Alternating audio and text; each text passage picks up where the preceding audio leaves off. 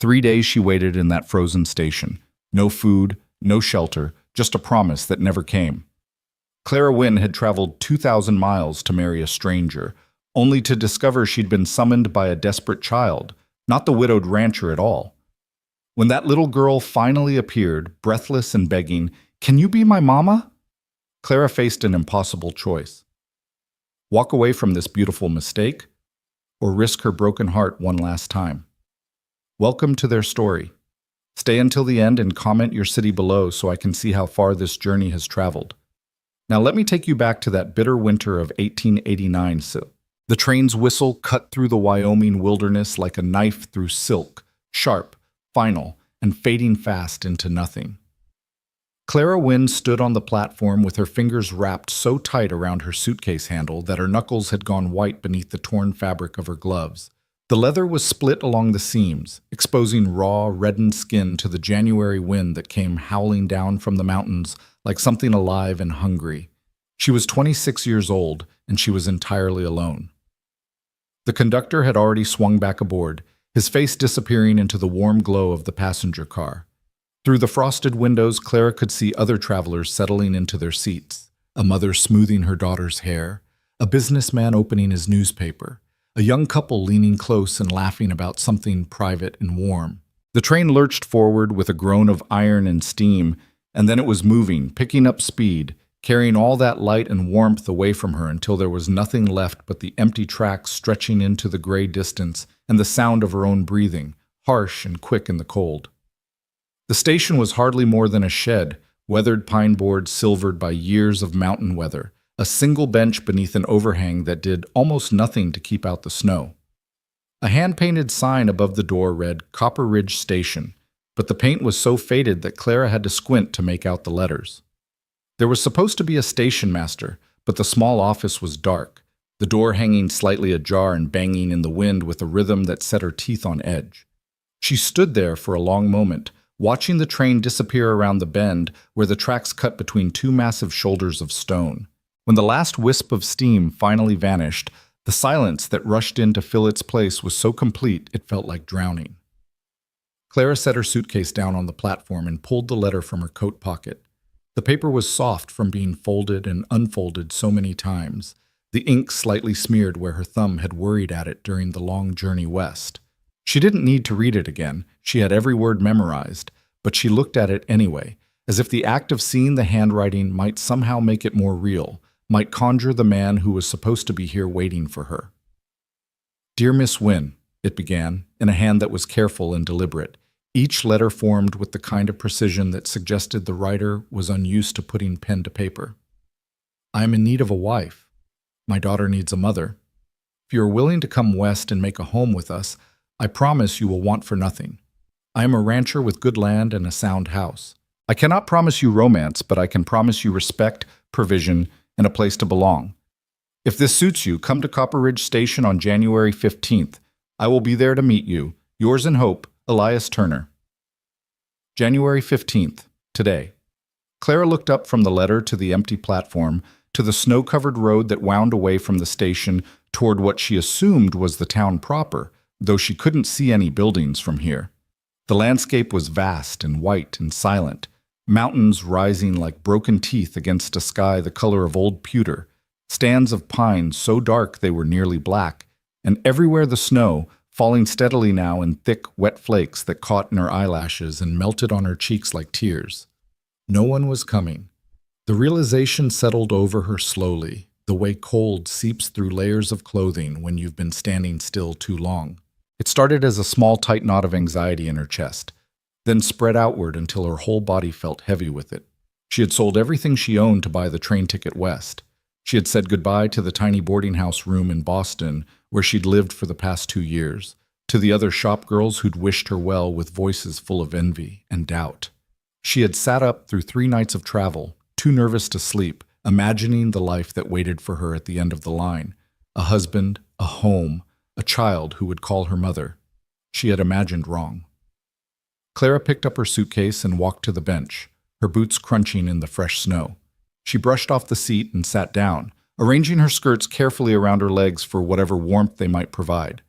The wind cut through her wool coat as if it were made of paper. She had a shawl in her suitcase, but the thought of opening it here, of admitting she would be staying long enough to need more layers, felt like giving up. So she sat and she waited, and she told herself that there must be a reasonable explanation. Perhaps his wagon had broken a wheel. Perhaps the snow had delayed him. Perhaps he was coming even now, would appear at any moment with apologies and explanations, and they would laugh about this someday. Remember that terrible first day when I nearly froze to death waiting for you? The afternoon faded into evening. The snow kept falling. The station master never appeared, and neither did Elias Turner. When the light finally failed completely, Clara did open her suitcase.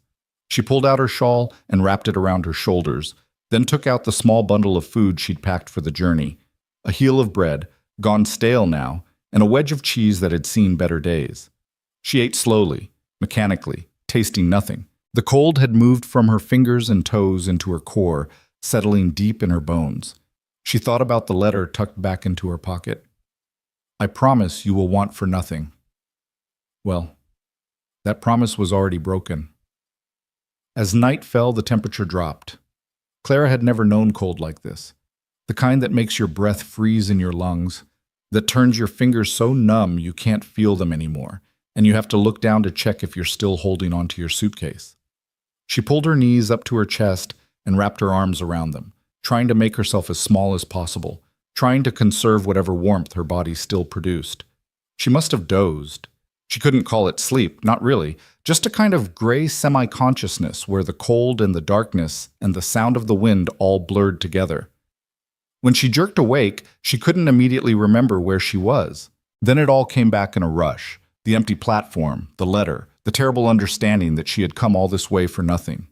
The sky was beginning to lighten, just barely, turning from black to the deep blue that comes before dawn. Clara's whole body ached. Her fingers were so stiff she could barely move them. When she tried to stand, her legs nearly gave out beneath her, and she had to grab the edge of the bench to keep from falling. She needed to move, needed to get her blood flowing before the cold finished what it had started. She stamped her feet and swung her arms, feeling pins and needles shoot through her extremities as the circulation slowly returned. It hurt so badly she wanted to cry, but she was too cold even for tears. The second day was worse than the first. The station remained empty. No trains came. The schedule Clara had studied so carefully back in Boston apparently didn't account for winter storms in Wyoming. No one walked up the road from town. The station master's office stayed dark and silent. Clara was completely, utterly alone. She rationed her food carefully, knowing she'd need to make it last. By mid-morning, she'd finished the bread and cheese. All she had left was half an apple, bruised and withered, and a few sips of water in her canteen that sloshed with chips of ice. She couldn't feel her feet anymore. Her lips were cracked and bleeding from the cold and the wind. When she tried to stand again, the world tilted sickeningly, and she had to sit back down fast, her head spinning. Hunger gnawed at her stomach like a living thing. Cold had become her constant companion, so familiar now that she almost couldn't remember what warmth felt like. But worse than either of those was the shame that burned in her chest like a coal, hot and bitter and choking. What kind of man makes a promise like that and then simply doesn't come? What kind of woman is fool enough to travel 2,000 miles for a man she's never met? Clara pulled the letter out again with fingers that could barely grip the paper. She stared at those careful words, I promise you will want for nothing, and felt something crack inside her chest. She had wanted so badly to believe in this, needed to believe that somewhere in this vast country there was a place where she belonged, where she was wanted, where she could finally stop being Clara Wynne, the orphan, the shop girl, the woman nobody chose. Maybe he saw my photo and changed his mind, she whispered to the empty air. It was the only explanation that made sense.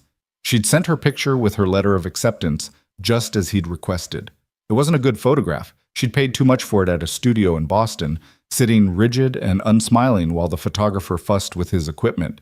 In the image, she looked severe, with her dark hair pulled back tight and her jaw set and her eyes hollow from too many long shifts at the textile mill. She didn't look like the kind of woman a man would want to marry. She didn't look soft or pretty or gentle. She looked like exactly what she was, someone who had survived but only barely. The wind picked up as the afternoon wore on. driving the snow sideways so it stung Clara's face like needles. She pulled her shawl up over her head and huddled deeper into her coat, but it did no good. The cold was absolute. It swallowed everything: sound, light, hope. By the third day, Clara had stopped expecting anyone to come. She woke, if you could call it waking, to find herself covered in a thin layer of snow, her body so stiff she could barely move. The sun was higher than she'd realized. She must have been unconscious for hours. When she tried to brush the snow away, her hand shook so badly she could barely coordinate her movements. She needed to make a decision. She couldn't stay here forever. Either she needed to try to walk into town, wherever that was, or she needed to accept that she wasn't going to survive this. The thought came to her with surprising clarity. She might die here. She might actually die here, alone on this frozen platform, waiting for a man who was never coming. The strange thing was how little emotion accompanied the thought. She wasn't frightened, exactly. She was too cold and too tired for fear. There was almost a relief to it, the idea that the struggle might finally be over, that she could stop fighting and just let the cold have her. But then, beneath the numbness, something else stirred. It felt like anger, but fiercer than that. Hotter. Clara Wynne had survived too much to die on a train platform in Wyoming. She'd survived the orphanage where she'd been raised after her parents died of fever when she was 6. She'd survived 10 years in that place, with its thin gruel and thinner blankets, its hard beds and harder matrons. She'd survived going into service at 16, working 16-hour days in houses where she was invisible, where she scrubbed floors until her hands bled and was expected to be grateful for the privilege. She'd survived the textile mill in Boston, the machines that ate fingers and lives, the air so thick with cotton dust you could barely breathe, the foreman who thought the girls who worked for him were his to touch however he pleased. She'd survived all of that, and she'd done it alone, with nothing but her own stubborn will to keep going. She wasn't going to give up now. Clara forced herself to stand.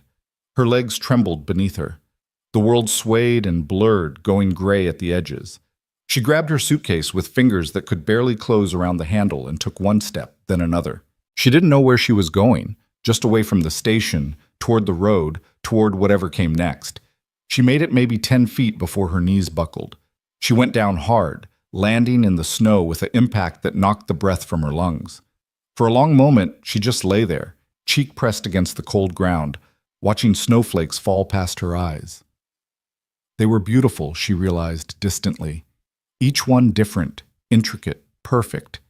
She wondered if this was what people saw when they died. Small, beautiful details that they'd been too busy to notice while they were living.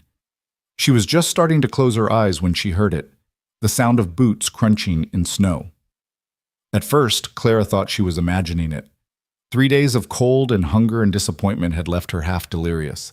But then she heard it again, crunch, crunch, crunch, getting closer. She tried to lift her head, but she didn't have the strength. All she could do was lie there in the snow and wait and hope that whoever was coming might show her mercy. The footsteps stopped.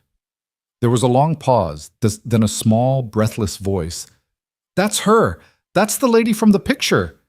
Clara's heart gave a painful lurch. A child. It was a child's voice. With an enormous effort, she managed to roll onto her back.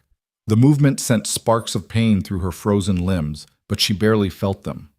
All her attention was fixed on the figure standing above her, a little girl in a wool bonnet, her cheeks flushed bright pink from the cold, her eyes wide and wondering. Behind the child, a man stood silhouetted against the gray sky. He was tall, broad-shouldered, with dark hair and a beard. He wore a heavy coat and carried himself with the kind of solid presence that suggested he spent his days doing hard physical work. He was staring down at Clara with an expression of complete bewilderment. Clara's voice came out as barely a whisper, rough and cracked from disuse. She swallowed hard and tried again. "I'm your mail-order bride. I got your letter." The man took a step closer, his boots crunching in the snow beside her head. Up close, she could see his face more clearly, strong features, weathered by sun and wind, and eyes that were a startling pale blue against his tanned skin. He looked to be in his mid-30s, maybe a bit older. There were lines around his mouth and between his brows that suggested he didn't smile much. "Ma'am." He crouched down beside her, and his voice was deep and careful, like someone trying not to spook a frightened animal. "I never wrote you." The words hit Clara like a physical blow. For a moment she couldn't breathe, couldn't think. The edges of her vision went dark, and she thought she might actually faint. "I did," the little girl said suddenly. Her voice was small and trembling, but determined. "I wrote the letter, Mrs. Dallow helped me spell the words. She looked up at the man, her father, Clara realized, with tears starting to spill down her flushed cheeks. "I just wanted a mama. I'm sorry, Papa. I'm so sorry, but I wanted a mama so bad." The silence that followed was absolute. The man, Elias Turner, if the letter had told the truth about at least that much, stared at his daughter with an expression Clara couldn't quite read. Shock, certainly. But beneath that, something that looked almost like pain. He opened his mouth, closed it again, then looked back down at Clara with those pale blue eyes. "How long have you been here?" he asked quietly. 3 days. Clara's voice was barely audible, even to herself. "I came on the 15th, like the letter said."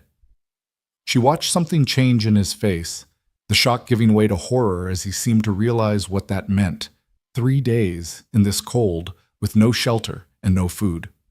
"Christ," he breathed. He was already moving, shrugging out of his heavy coat. "Mara, run back to the wagon and get the extra blankets. Quick now." The little girl, Mara, didn't move. She was staring at Clara with huge, frightened eyes, tears streaming down her face. "Is she going to die? Papa, is she going to die because of what I did?" "No," Elias said firmly, wrapping his coat around Clara's shoulders. The weight of it was incredible, and the warmth trapped in its folds felt like a miracle. "No one's dying. But I need you to run, Mara, fast as you can. Can you do that for me?" Mara nodded and took off running, her small figure disappearing around the side of the station building. Elias turned his attention back to Clara, his big hands moving efficiently as he tucked the coat more securely around her. "Can you stand?" he asked. I'm not sure." "I'm going to lift you. Is that all right?"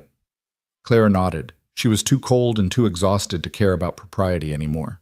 She felt his arms slide beneath her, one under her shoulders, one under her knees, and then she was being lifted as easily as if she weighed nothing at all.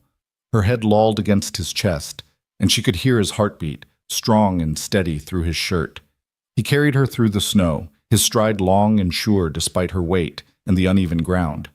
Clara tried to stay awake, tried to pay attention to where they were going, but exhaustion was pulling at her like an undertow. The last thing she registered was the sound of a horse snorting and stamping, and Mara's small voice saying, "I got the blankets, Papa." And then darkness swallowed her whole. Psha. When Clara woke, she was warm. For a long, disoriented moment, that was the only thing she could process. Warmth. It surrounded her, pressed against her skin, seeped into her bones.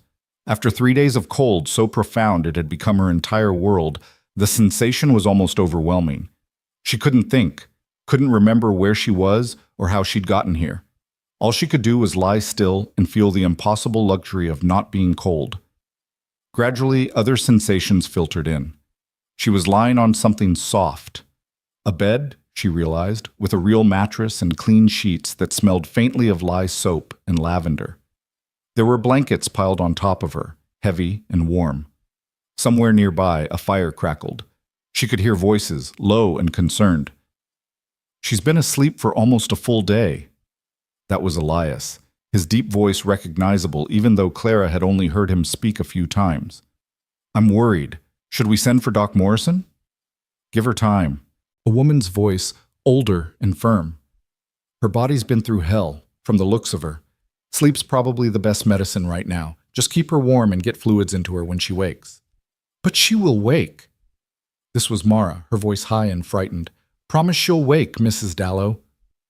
"I can't promise anything, child. But she's young, and she's stronger than she looks, or she wouldn't have lasted 3 days in that cold. Have faith." Clara tried to open her eyes, but her lids felt like they were weighted with stones. She managed to make a small sound, more of a whimper than actual speech, and suddenly there were footsteps hurrying toward her. "She's waking, Papa! She's waking!"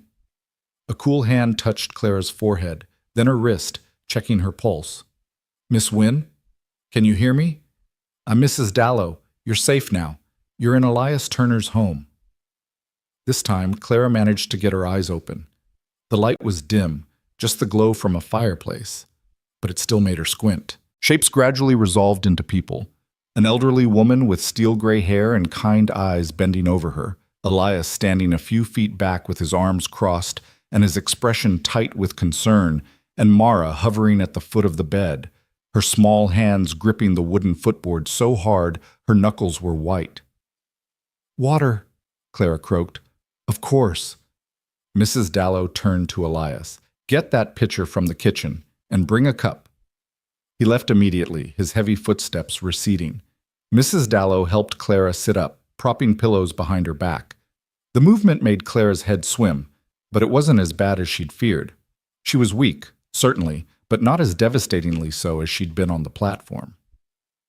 Elias returned with a pottery pitcher and a cup. He poured carefully, his large hands surprisingly deft, then held the cup while Clara drank. The water was cool and clean, and it was the most delicious thing she'd ever tasted. She drank 3 cups before she finally sat back against the pillows, exhausted by even that small effort. "Better?" Mrs. Dallow asked. Clara nodded. Her throat was less raw now, and her head was clearing. She looked around the room properly for the first time. It was small but clean, with log walls chinked with mud and whitewash. The furniture was simple but well made: a dresser, a rocking chair, a small table beside the bed. There were curtains on the single window and a braided rug on the floor. Everything spoke of careful attention, of someone who took pride in their home even if they didn't have much. "Where am I?" Clara asked. "My house," Elias said, "about 3 miles from the station. I'm sorry it took me so long to find you. If I'd known—" He trailed off, his jaw working. Clara could see the guilt in his face, the weight of it. "It wasn't your fault," she said quietly. Then she looked at Mara, who was still gripping the footboard and watching Clara with huge, terrified eyes. "It wasn't hers, either." Mara's face crumpled. "But I lied. I forged Papa's name. I made you come all this way, and you almost died, and it's all my fault." "Mara," Elias said, not unkindly, "that's enough." But Clara shook her head. "Come here," she said to the girl. Mara hesitated, then slowly walked around the side of the bed. Up close, Clara could see that she was maybe 7 or 8 years old, with her father's pale blue eyes and dark hair that hung in 2 braids down her back. She was small for her age, thin in a way that suggested she'd had a hard winter, or maybe several of them. "I'm not angry with you," Clara said. "Do you understand? I'm not angry." "But you should be," Mara whispered. "You should hate me." "I don't hate you. I could never hate someone brave enough to do what you did." Clara reached out and took one of Mara's small hands in hers. "You wanted a mother so badly that you were willing to write to a complete stranger and ask her to come here. That takes courage. It was wrong to lie to your father, yes, but I understand why you did it." Tears spilled down Mara's cheeks. "Do you really?" "I do. Because I know what it's like to want something so much it hurts, to want a family, a home, a place where you belong." Clara's voice was soft, but there was steel underneath it. "That's why I came. Not because I believed in your father's letter. I didn't even know him. I came because I wanted the same things you do. So if you're brave enough to ask for what you need, I can be brave enough to forgive you for how you asked." Mara threw herself forward, wrapping her thin arms around Clara's neck and sobbing into her shoulder. Clara held her, stroking her hair, and felt something crack open in her chest. Not breaking, but opening, like a door long closed, finally swinging wide. Over Mara's head, Clara met Elias's eyes. He was staring at her with an expression she couldn't quite read. Surprise, maybe, or gratitude, or something else entirely. After a moment, he looked away, his jaw tight. Mrs. Dallow cleared her throat. "Well," she said briskly, "I'd say that's enough excitement for one day. Miss Wynne needs rest, and this child needs supper." She gently detached Mara from Clara and steered her toward the door. "Come on, little one. Let's see what we can make of those potatoes in the kitchen." Mara went reluctantly, looking back over her shoulder at Clara, until Mrs. Dallow guided her out and closed the door behind them. Clara was left alone with Elias. The silence stretched between them, awkward and heavy. Clara studied him more carefully now that she was conscious and coherent. He was a good-looking man, she supposed, in a rough sort of way, all hard edges and calloused hands and eyes that had seen their share of trouble. There was a scar along his left temple, faded with age. He held himself like someone accustomed to hard work, to long days and little rest. "I don't know what to say to you," he finally admitted. "I don't know how to make this right." "You can start by telling me the truth," Clara said. "Did you know that she'd written the letter?" "No." The word was firm, immediate. "I had no idea. I swear it. If I'd known, I would have— Christ, I don't know what I would have done, but I never would have let you come all this way for nothing." Clara believed him. She could hear the honesty in his voice, see it in the set of his shoulders. "How did she even do it?" she asked. "A child that young, she can't have known how to arrange something like that." Elias sighed and pulled the rocking chair closer to the bed, sitting down heavily. "Mrs. Dallow has a catalog, one of those matrimonial periodicals where people advertise for spouses. Mara must have found your ad in there. She convinced Mrs. Dallow to help her write the letter, told her I'd agreed to it. I didn't know until today, when Mrs. Dallow came to me confused about why I hadn't gone to meet you at the station. And when you went to the station, I was already half frozen." "Yes." Clara was quiet for a moment, processing all of this. The sheer audacity of it, a 7-year-old child orchestrating a mail-order marriage because she was lonely. It should have made her angry. Instead, she felt a strange sort of admiration. "She must miss her mother very much," Clara said softly. Something shuddered in Elias's face. "My wife died 2 years ago. Fever. Mara was only 5. I'm sorry." "So am I." He was quiet for a long moment, staring at his hands.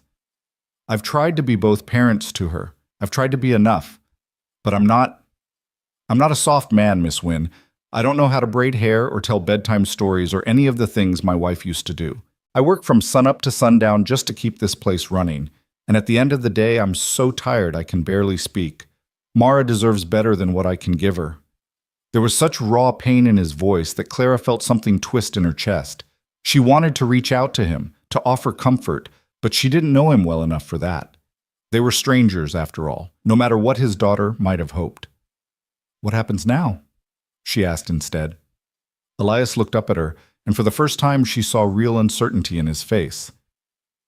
"I don't know. I suppose that depends on you." "What do you mean?" "You came here expecting to become a wife and mother. I can't offer you that. I won't marry a woman I just met out of obligation.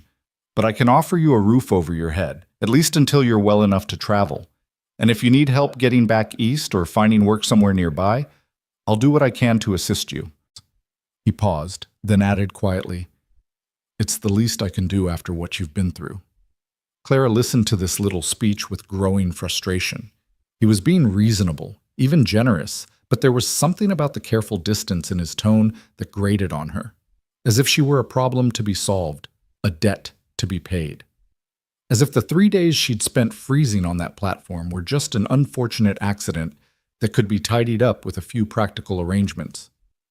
"I see," she said coolly. "So you're offering me charity?" Elias frowned. "I'm offering you help." "It's the same thing." Clara sat up straighter, ignoring the way the room tilted slightly. "I came here because I was promised something. I was promised a home, a family, a place where I belonged. I didn't come here to be someone's obligation or someone's burden. I came here hoping for a life." I understand that, but do you?" Claire's voice was sharper now, months of frustration and disappointment bleeding through.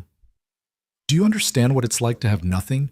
To be so desperate for something better that you'll travel 2,000 miles to marry a stranger?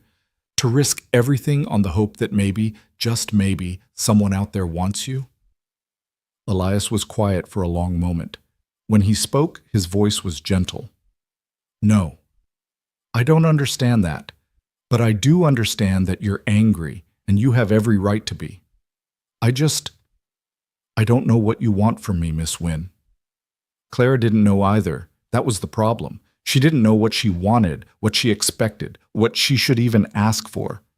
All she knew was that she'd come so far, survived so much, and now she was being offered a temporary bed and bus fare home, like some kind of consolation prize. She was tired. God, she was so tired. I need to rest, she said finally, her anger deflating as quickly as it had risen. Can we talk about this later? Of course. Elias stood up, the chair creaking as his weight left it. Get some sleep. Mrs. Dallow will check on you in a few hours. Make sure you're eating and drinking enough. And Miss Wynne? She looked up at him. Thank you for being kind to Mara. She's been so scared since we found you. Thought you'd hate her. You could have been cruel and you weren't. I won't forget that. He left before Clara could respond, closing the door quietly behind him. Alone in the dim room, Clara lay back against the pillows and stared at the ceiling. The firelight played across the rough-hewn beams, casting shifting shadows. She could hear voices in another part of the house. Mrs. Dallow's firm tones, Mara's higher voice asking questions, Elias's deep rumble in response. The sounds of a family, however fractured. She closed her eyes and felt tears slide down her temples into her hair. She'd come so far, survived so much. And now she didn't know what came next. All she knew was that she was too tired, too hurt, and too proud to accept charity from a man who saw her as a problem to be solved. Tomorrow, she decided. Tomorrow she would figure out what to do. Tonight, she would just sleep. Clara woke to the smell of coffee and something baking, bread maybe, or biscuits. For a moment she lay still with her eyes closed, listening to the sounds of morning filtering through the door. Water being poured, the clank of a pot on the stove, footsteps moving back and forth across what she assumed was the kitchen. And underneath it all, voices. Papa, is she awake yet? That was Mara, speaking in a whisper that was somehow louder than if she'd used her normal voice. Not yet. Let her sleep, little one. She needs it. Elias sounded tired, like he hadn't slept much himself. But what if she leaves? What if she wakes up and decides to go back east and we never see her again? There was a pause, the kind that suggested Elias was choosing his words carefully. Then that's her choice to make. We can't force her to stay, Mara. What you did, writing that letter, it wasn't right. You understand that, don't you? I know. Mara's voice was small and miserable.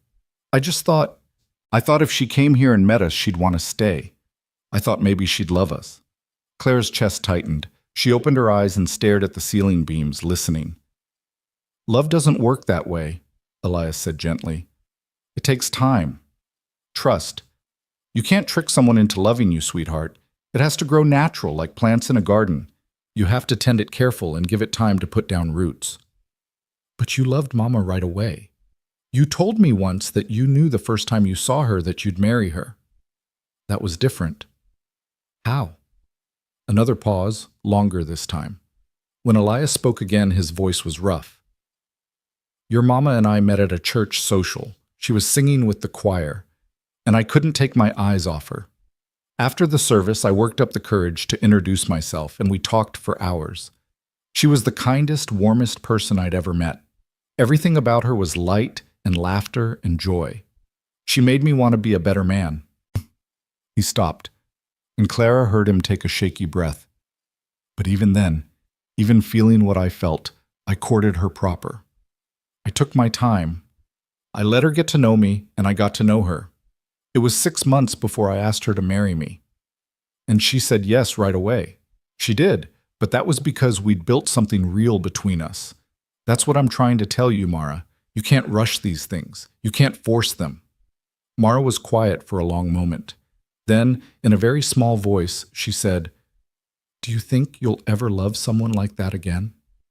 The silence that followed was so complete that Clara held her breath, straining to hear.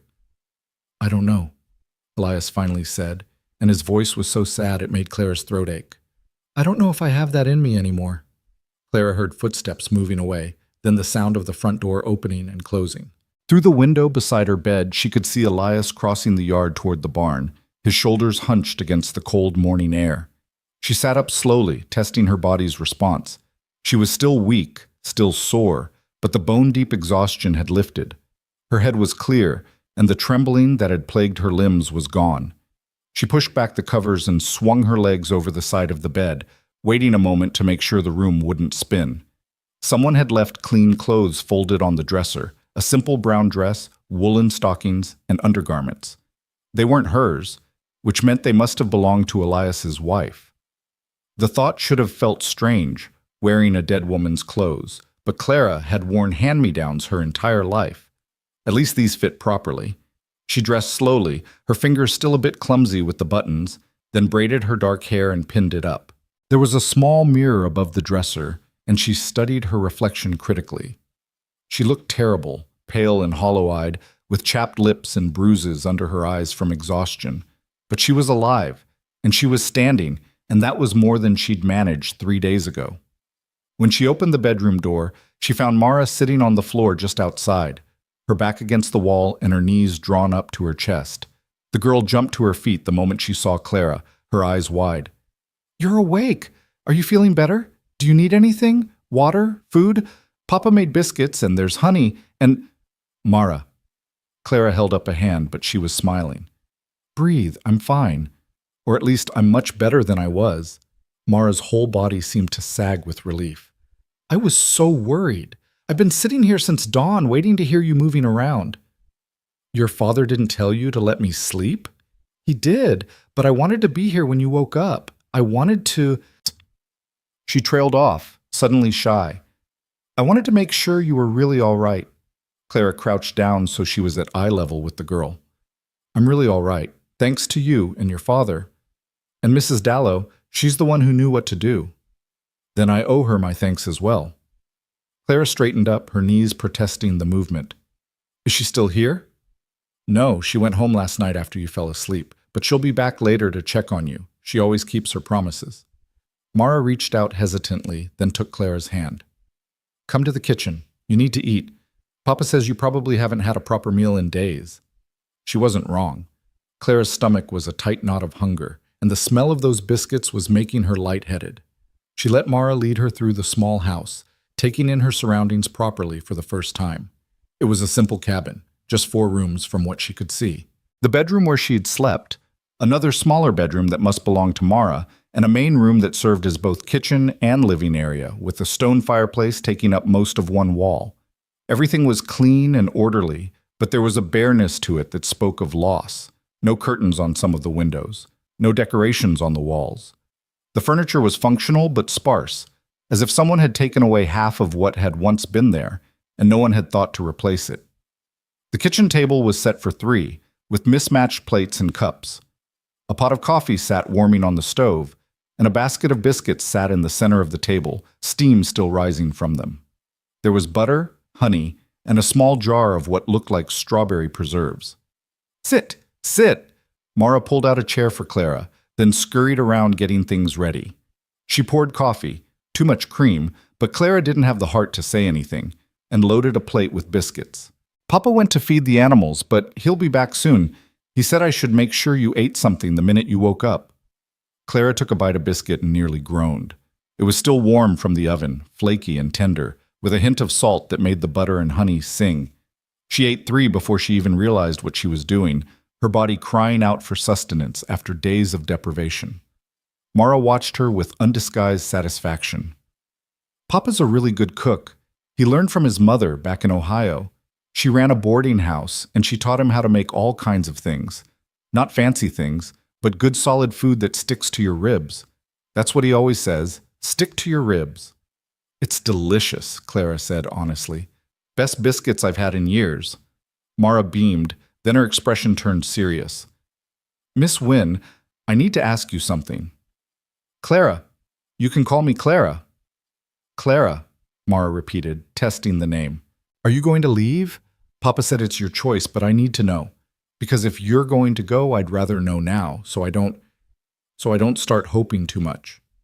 Clara set down her coffee cup and looked at the girl across from her. Mara was trying so hard to be brave, to act grown up, but she was just a child. A lonely, grieving child who'd been desperate enough to forge a letter and lie to the adults in her life because she wanted a mother so badly. "I don't know yet," Clara said, choosing honesty over comfort. "I need to think. I need to understand what I'd be staying for, if I stayed." "You'd be staying for us, for me and Papa." "I'd be staying as what, though? Your father made it clear he's not looking for a wife, and I didn't come all this way to be a housekeeper or a hired girl. I've been that before. I won't be that again." Mara's face fell. So you are leaving. I didn't say that. I said I need to think. Clara reached across the table and took the girl's hand. Mara, what you did, bringing me here, it was brave and it was desperate, and I understand why you did it. But you have to understand something, too. You can't build a family on a lie, even a well-meaning one. Your father and I, we're strangers. We don't know each other. We don't owe each other anything. If I stay, it has to be because we both choose it, not because you tricked us into it, and not because your father feels obligated to take care of me. But you could choose it, Mara said urgently. If you gave us a chance, if you stayed long enough to really know us, you could choose to stay. Couldn't you? Before Clara could answer, the front door opened and Elias stepped inside, bringing a gust of cold air with him. He stopped when he saw Clara sitting at the table, his expression unreadable. Miss Wynne, you're up. Clara, please, I think we're past formalities at this point. He nodded, closing the door behind him and hanging his coat on a peg. Clara, how are you feeling? Better, weak, but better. Your biscuits helped. Something that might have been a smile flickered across his face. They're nothing special, just flour and lard. They're perfect, Clara said firmly. Thank you. For this and for everything else. Taking me in, caring for me. I know I'm not your responsibility. Elias crossed to the stove and poured himself coffee, taking his time about it. When he finally turned to face her, his expression was carefully neutral. We need to talk about what happens next. I know. Mara, why don't you go gather the eggs? I saw a few in the henhouse this morning. But, Papa, now, please. Mara shot Clara one last pleading look, then grabbed a basket from beside the door and slipped outside. The moment she was gone, the atmosphere in the room shifted. Elias took a seat at the table across from Clara, wrapping his hands around his coffee cup. I've been thinking, he said slowly, about what you said yesterday, about not wanting charity. I meant it. I know you did, and I respect that. But here's the thing, Miss Clara. You're in a difficult position. You're 2,000 miles from where you started, in the middle of winter, with no money and nowhere to go. Those are just facts. I'm not saying them to make you feel bad. I'm saying them because we need to be practical about this. Clara felt her spine stiffen. I'm well aware of my situation, thank you. I'm sure you are. So let me lay out what I'm thinking, and you can tell me if it makes sense. He took a sip of coffee, then continued. You need a place to stay, at least until spring. The roads are barely passable right now, and they'll only get worse as winter goes on. Even if you wanted to leave tomorrow, it wouldn't be safe. So that's 4, maybe 5 months we're talking about. I won't accept charity for 5 months. I'm not offering charity, I'm offering work. He leaned forward slightly. This house needs help. I'll be honest with you. Since my wife died, things have gotten away from me. I work the ranch from sunup to sundown, and I do my best with the cooking and the cleaning, but it's not enough. Mara needs supervision. She needs someone to teach her things I don't know how to teach. The house needs a woman's touch. And I need... He paused, seeming to struggle with the words. I need help. I'm drowning here, and I'm too proud to admit it most of the time, but I'm admitting it now. Clara studied him carefully. What exactly are you proposing? Stay through the winter, help with the house, with Mara, with the things I can't manage on my own. In exchange, you get room and board, and I'll pay you a wage. Nothing fancy, but enough that by spring you'll have money in your pocket. Enough to decide what comes next on your own terms, without desperation making the choice for you. It was a reasonable offer. More than reasonable, actually, but something about it still rankled. So I'd be your housekeeper. You'd be Elias frowned, searching for words. You'd be someone who lives here and helps run this household. That's different from being hired help. Is it? I think so. Hired help has set hours and specific duties. What I'm talking about is more flexible. You'd be part of the household, part of the family, in a way, but not actually family. The words hung in the air between them, sharp and pointed. Elias's jaw tightened. No, he said quietly. Not actually family. I won't lie to you and pretend this is something it's not. I barely know you. You barely know me. I'm not going to marry you just because my daughter wrote you a letter. I'm not asking you to marry me. Aren't you? Clara felt heat rise in her cheeks. I came here expecting to be a wife and mother. Yes, that's what your daughter's letter promised. But I'm not some desperate woman who'll throw herself at the first man who shows her kindness. I have some pride left, Mr. Turner. Elias, and I know you do. That's one of the first things I noticed about you, that pride. You've got a spine of steel. He set down his coffee cup. Look, I'm not trying to insult you. I'm trying to find a solution that works for both of us. You need somewhere to stay. I need help. That's not charity or obligation. That's just two people helping each other out. Clara wanted to argue, wanted to throw his practical solution back in his face and tell him she didn't need his help. But the truth was, she did need it. She had nowhere else to go, no other options. And 5 months from now, with money saved and spring coming, she'd be in a much better position to decide her future. What about Mara? She asked. She's not going to understand that this is temporary. She's going to think I'm staying forever. I'll make sure she understands. Will she, though? She's a child who wants a mother so badly she committed fraud to get one. Do you really think you can make her understand that I'm just here as paid help? Elias rubbed a hand over his face, suddenly looking exhausted. I don't know. Probably not.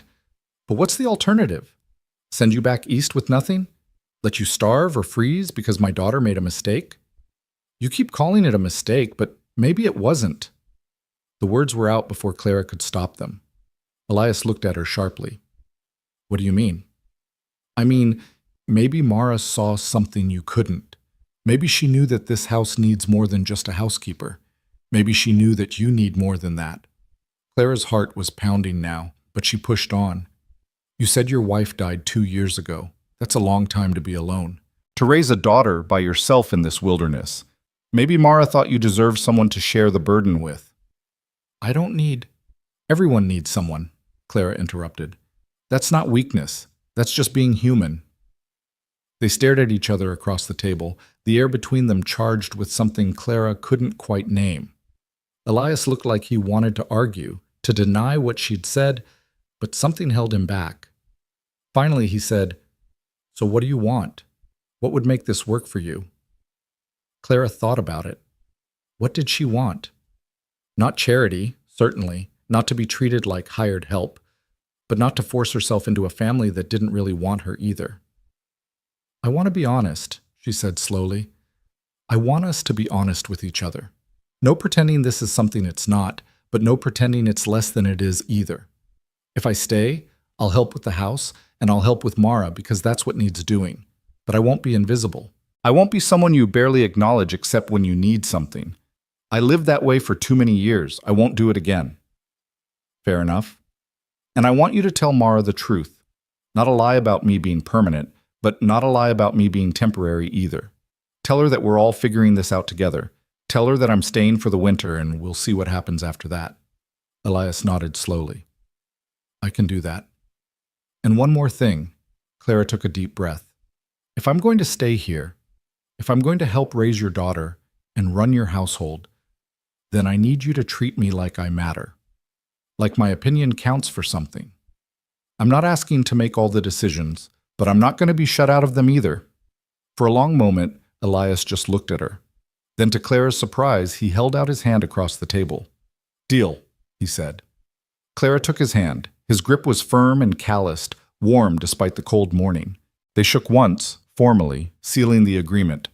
The door burst open and Mara tumbled inside, her basket full of eggs.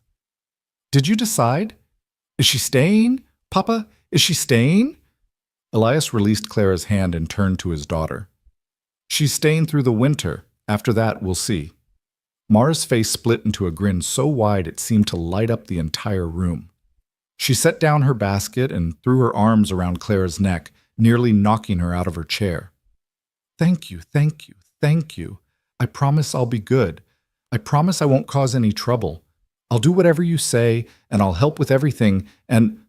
Mara, Clara gently disentangled herself from the girl's embrace. Listen to me. This is just for the winter. Do you understand? I'm not promising to stay forever. Some of the light dimmed in Mara's eyes, but she nodded. But you're staying now. That's what matters. And maybe by spring you'll want to stay longer. Maybe, Clara said, though she tried to keep her tone neutral. But no promises. No promises? Mara repeated. Then she grinned again. But that means there's a chance, right? If you're not promising to leave, that means there's a chance you'll stay. Clara looked at Elias helplessly, but he just shrugged, a hint of amusement in his eyes. She's not wrong, he said. That's exactly what it means. You're not helping. Wasn't trying to. He stood up and carried his cup to the wash basin. I've got work to do. Fences need mending before the next storm hits. Mara, you help Clara get settled. Show her where everything is. Help her understand how we do things around here. I will. Come on, Clara. I'll show you everything. The hen house and the root cellar and the barn and… Maybe start with the inside of the house, Elias suggested dryly. It's freezing out there, and Clara's still recovering. Oh, right. Mara grabbed Clara's hand. Come on, I'll show you where we keep everything. And I'll tell you about all the chores and what Papa likes for dinner and how he takes his coffee and… Clara let herself be pulled to her feet, Mara chattering a mile a minute. As they moved into the other room, Clara glanced back at Elias. He was standing at the window, looking out at the snow-covered yard, his expression unreadable. She wondered what he was thinking, whether he regretted his offer, whether he was already regretting letting a stranger into his home, into his daughter's life. But then he turned and caught her looking, and something softened in his face. He nodded once, a small gesture of acknowledgement, and Clara found herself nodding back. It wasn't much. It wasn't a promise or a declaration, but it was a beginning, and for now, that would have to be enough. The rest of the day passed in a blur of activity. Mara took her job as guide very seriously, showing Clara every corner of the house and explaining how everything worked with the kind of detail that only a child could muster. The root cellar was here stocked with potatoes and carrots and turnips. The woodpile was there, and you had to make sure to bring in enough each night to keep the fire going. The hen house had 6 chickens. Mara had named them all, and they usually laid 4 or 5 eggs a day. The barn had 2 horses, 3 cows, and a goat that Mara swore was the most stubborn animal in Wyoming.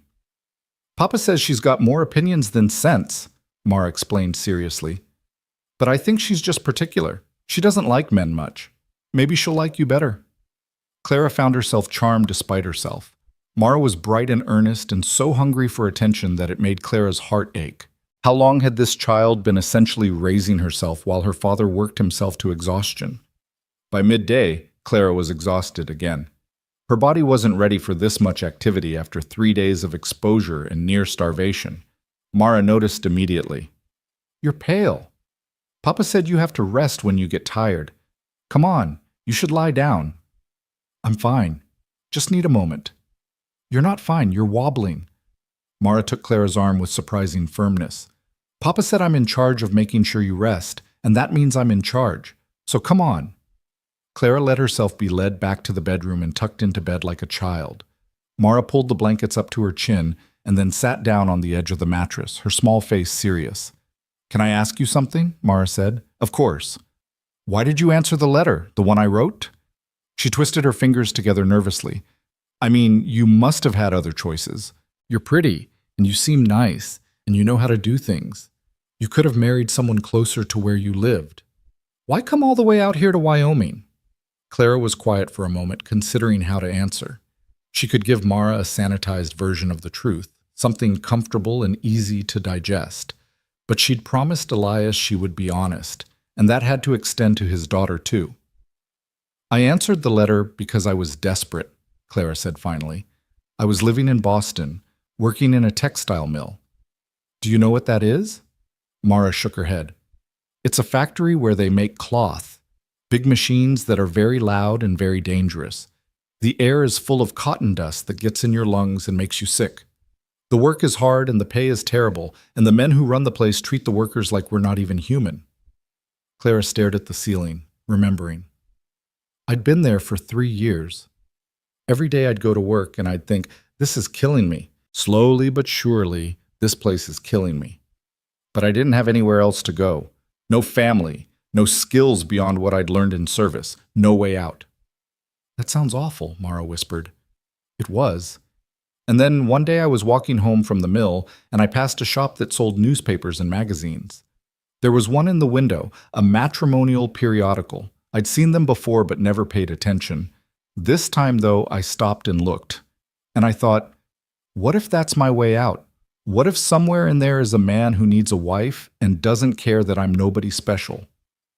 You are special, Mara said fiercely. Clara smiled. That's kind of you to say. But the point is, I bought the magazine and I looked through all the advertisements. There were dozens of them. Men from all over the country, looking for wives. Some of them sounded cruel. Some of them sounded desperate in ways that frightened me. But the letter I thought was from your father. She paused. It sounded kind. It sounded like someone who needed help but wasn't trying to own someone. So I wrote back. And when the response came saying, yes, come to Wyoming, I sold everything I owned and bought a train ticket. You gave up everything to come here. I did. Because staying where I was felt like dying slowly. Coming here felt like a chance to live. Clara looked at Mara seriously. That's why I was so angry when I realized the letter was a trick. Not because I was angry at you, but because I thought I'd lost my only chance at something better. Mara's eyes filled with tears. I'm sorry.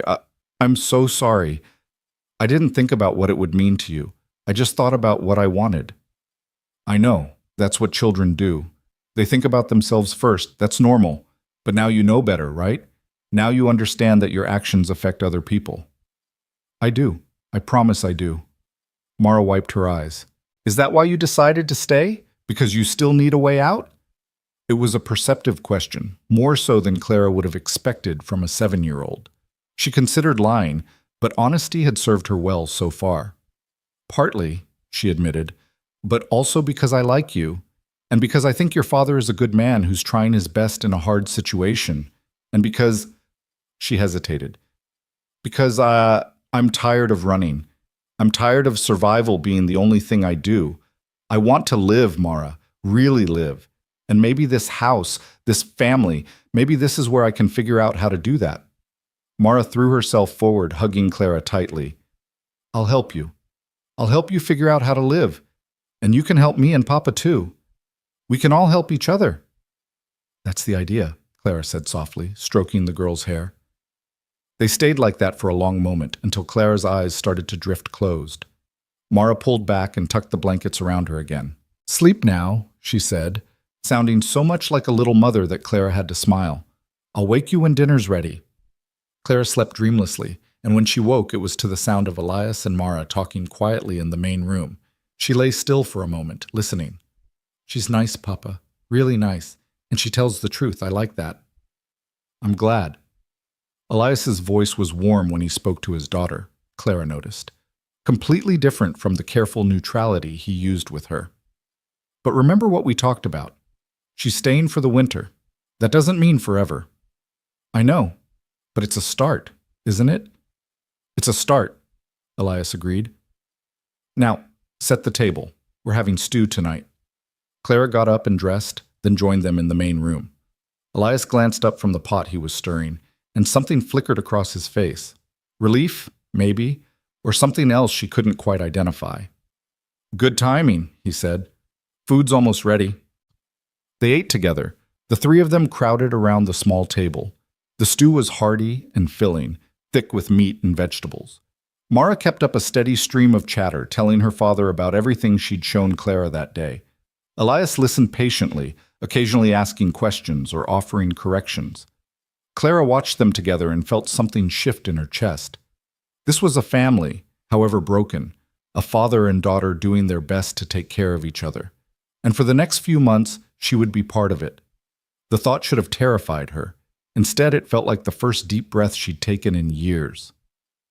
After dinner, Mara helped Clara wash the dishes while Elias tended the fire. Then Mara announced it was time for bed, kissed her father goodnight, and surprised Clara by kissing her cheek too before disappearing into her small bedroom. Clara and Elias were left alone in the firelight. She's a good child, Clara said quietly. She is. Gets lonely out here, though. Not many other kids around. Elias poked at the fire, sending sparks spiraling up the chimney. That's part of why she did what she did, I think. Desperation. I understand desperation. I know you do. He set down the poker and turned to face her. Thank you for agreeing to stay, for being kind to her, for all of it. You don't need to thank me. We made a deal. You're giving me room and board and wages. I'm giving you help with the house and with Mara. It's fair. It's more than fair. You could have left. Could have demanded I pay for your passage back east and washed your hands of us. Instead, you're staying in a place you never meant to be, with people you never meant to meet. He paused. That takes courage. Clara felt heat creep into her cheeks. Or stupidity. No, courage. His pale blue eyes were steady on hers. You're braver than you think, Clara Wynne. She didn't know what to say to that, so she just nodded and said goodnight, retreating to her room before the conversation could go anywhere more complicated. But as she lay in bed that night, staring at the dark ceiling and listening to the wind howl around the eaves, she thought about what he'd said. Brave. No one had ever called her that before. She'd been called stubborn, proud, difficult, but never brave. Maybe he was right. Maybe it took courage to stay in a place where you weren't quite wanted, to try to build something from nothing, to risk your heart one more time after it had been broken so many ways. Or maybe it was just desperation dressed up in prettier words. Either way, she was here now, and she would make the best of it. That was the only choice she had left. The first week passed in a rhythm that felt almost normal.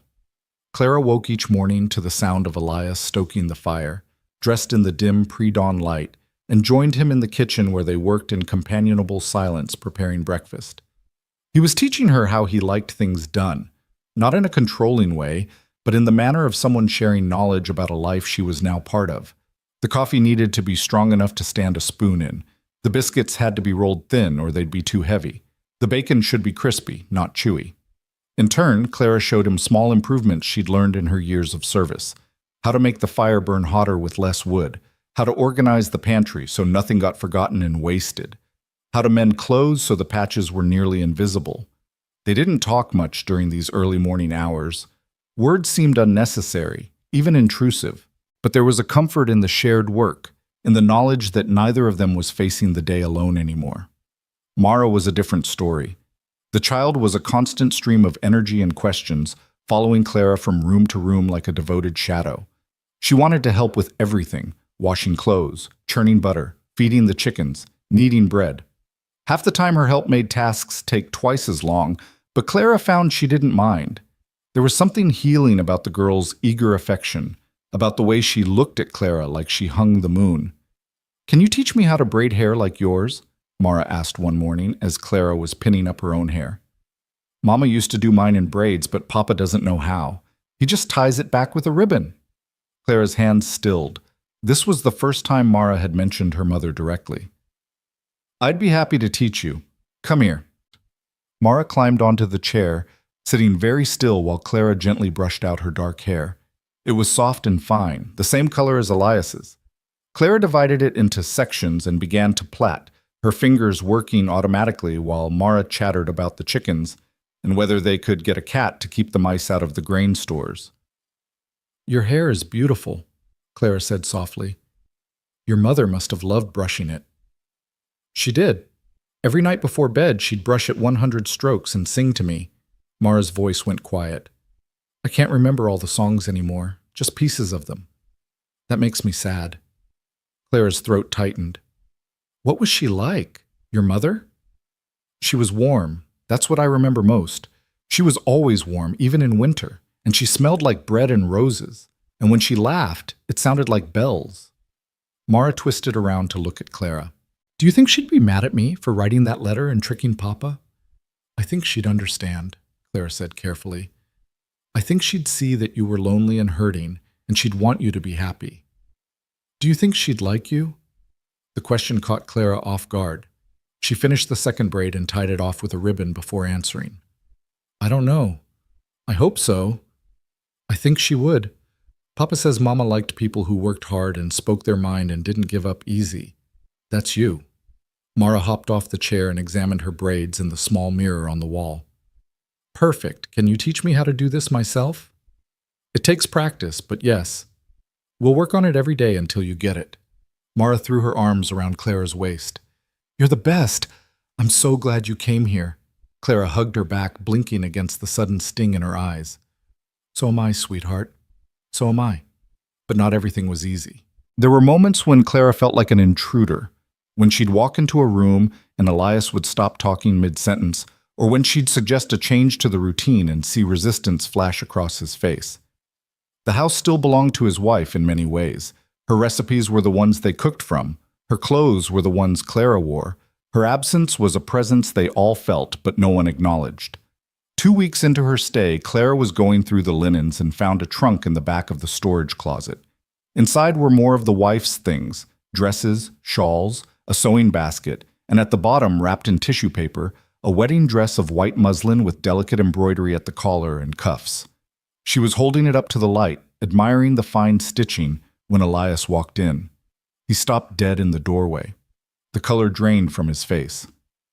"What are you doing?" His voice was so sharp that Clara nearly dropped the dress. "I was organizing the linens. I found this trunk and I thought, you thought you'd go through my wife's things?" He crossed the room in 3 strides and took the dress from her hands, his movements jerky and rough. "These are private. You had no right." Clara felt her own temper flare. "I wasn't prying. I was trying to organize the house like you asked me to. How was I supposed to know which trunks were off limits when you never told me?" "You should have asked. About every single item in this house, every drawer and closet and trunk? Should I ask permission to breathe too, or is that allowed without consultation?" They stared at each other, both breathing hard. Elias's jaw was clenched so tight Clara could see the muscle jumping. His hands were white-knuckled around the wedding dress. "I'm sorry," Clara said finally, forcing her voice to soften. "I should have been more careful. I wasn't trying to invade her memory or disrespect her. I was just trying to help." Some of the tension went out of Elias's shoulders. He looked down at the dress in his hands, and his expression crumpled for just a moment before he got it under control again. "No, I'm sorry. I shouldn't have snapped at you like that. It's just—" He trailed off, carefully refolding the dress and placing it back in the trunk. "It's been 2 years, and sometimes it still feels like yesterday. I'll be going about my day, feeling almost normal, and then I'll see something of hers or smell something that reminds me of her, and it all comes crashing back." "You loved her very much." "I did. She was everything good in my life. When she died, it felt like all the light went out of the world." He closed the trunk and sat down on it, his hands dangling between his knees. "I know I need to let go. I know I need to move forward, but I don't know how. And having you here, wearing her clothes, sleeping in her bed, doing the things she used to do, it helps and it hurts at the same time." Clara lowered herself to sit beside him, careful to leave space between them. "I can't replace her. I wouldn't want to even if I could, but I can be here. I can help you and Mara build something new, not instead of what you had, but alongside it." "Is that possible? To build something new without forgetting what came before?" "I think it has to be.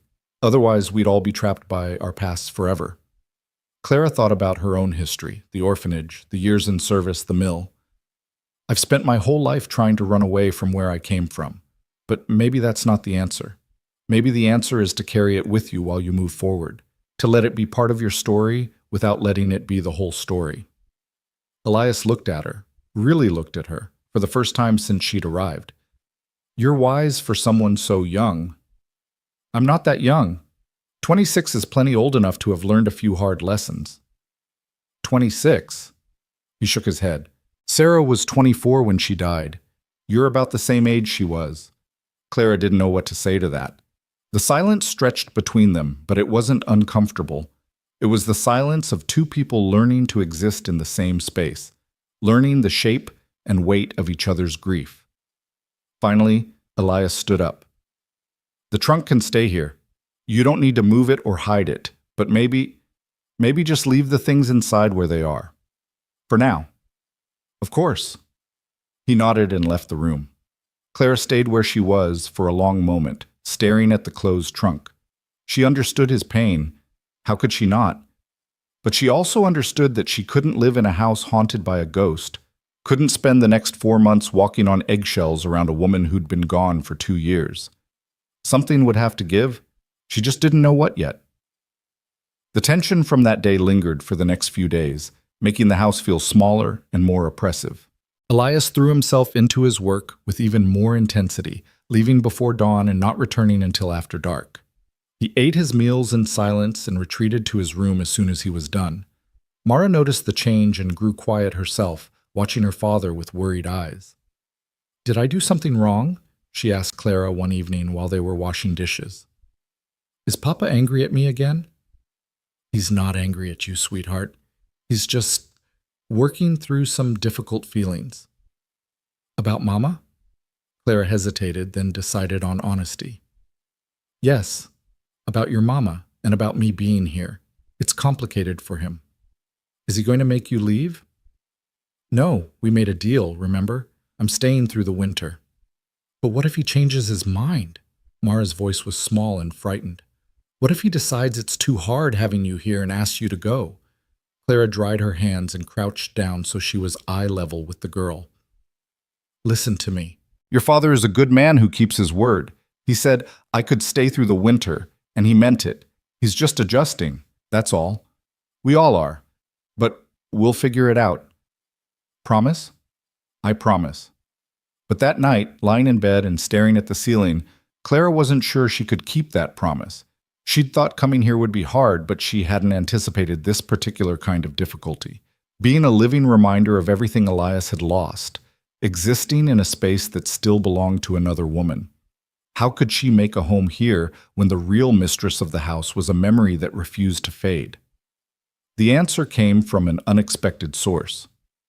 Mrs. Dallow arrived the next afternoon with a basket of supplies and a no-nonsense expression. She took one look at the strained atmosphere in the house and immediately took charge. "Elias Turner, you get yourself in here right now," she called out the kitchen window to where Elias was chopping wood. He came inside, looking wary. "Mrs. Dallow, is something wrong?" "Yes, something is wrong. This house feels like a funeral parlor, and I won't have it." She set her basket on the table with a thump. "You're making that poor girl feel like an intruder in her own home, and it stops now." "I'm not—" "Don't you dare argue with me. I've known you since you were in short pants, boy, and I know when you're being stubborn." She turned to Clara. "And you, stop tiptoeing around like you're afraid to disturb the dead. Sarah was my friend, and I loved her dearly, but she's gone. She'd be the first one to tell you to make this house your own." Clara felt her eyes burn. "I don't want to erase her." "You're not erasing her, you're living. There's a difference." Mrs. Dallow pulled things out of her basket: fabric, thread, a packet of seeds. "Sarah made this house a home because she put her mark on it. She planted herbs in the garden. She sewed curtains for the windows. She chose where each piece of furniture would go. And do you know why she did all that?" "Why?" Clara whispered. "Because this was her home, and she wanted it to feel that way. Not like she was living in someone else's space, but like it was hers." Mrs. Dallow fixed Elias with a stern look. "Sarah wouldn't want this house to be a shrine. She'd want it to be lived in, laughed in, changed, and grown into something new. And if you can't see that, then you didn't know your wife as well as you thought you did." Elias flinched like he'd been struck. "That's not fair. Life's not fair. Death's not fair. But wallowing in grief for 2 years while your daughter grows up without joy and this house falls apart around you. That's not fair either. Not to Mara, not to yourself, and certainly not to Clara, who's trying her best in an impossible situation." Mrs. Dallow's voice softened. "I know you're hurting, but you've got to let yourself heal, and you've got to let this house heal too." She left shortly after, pressing the seeds into Clara's hand with a whispered, "Plant these in the spring, rosemary and lavender. They'll make the place smell like hope." After she'd gone, Clara and Elias stood in the kitchen, not looking at each other. Mara had disappeared into her room, sensing the need for adult conversation. "She's right," Elias said finally. "I've been unfair to you.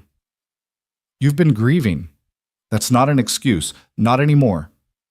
He ran a hand through his hair, making it stand up in dark spikes. "I don't know how to do this, Clara.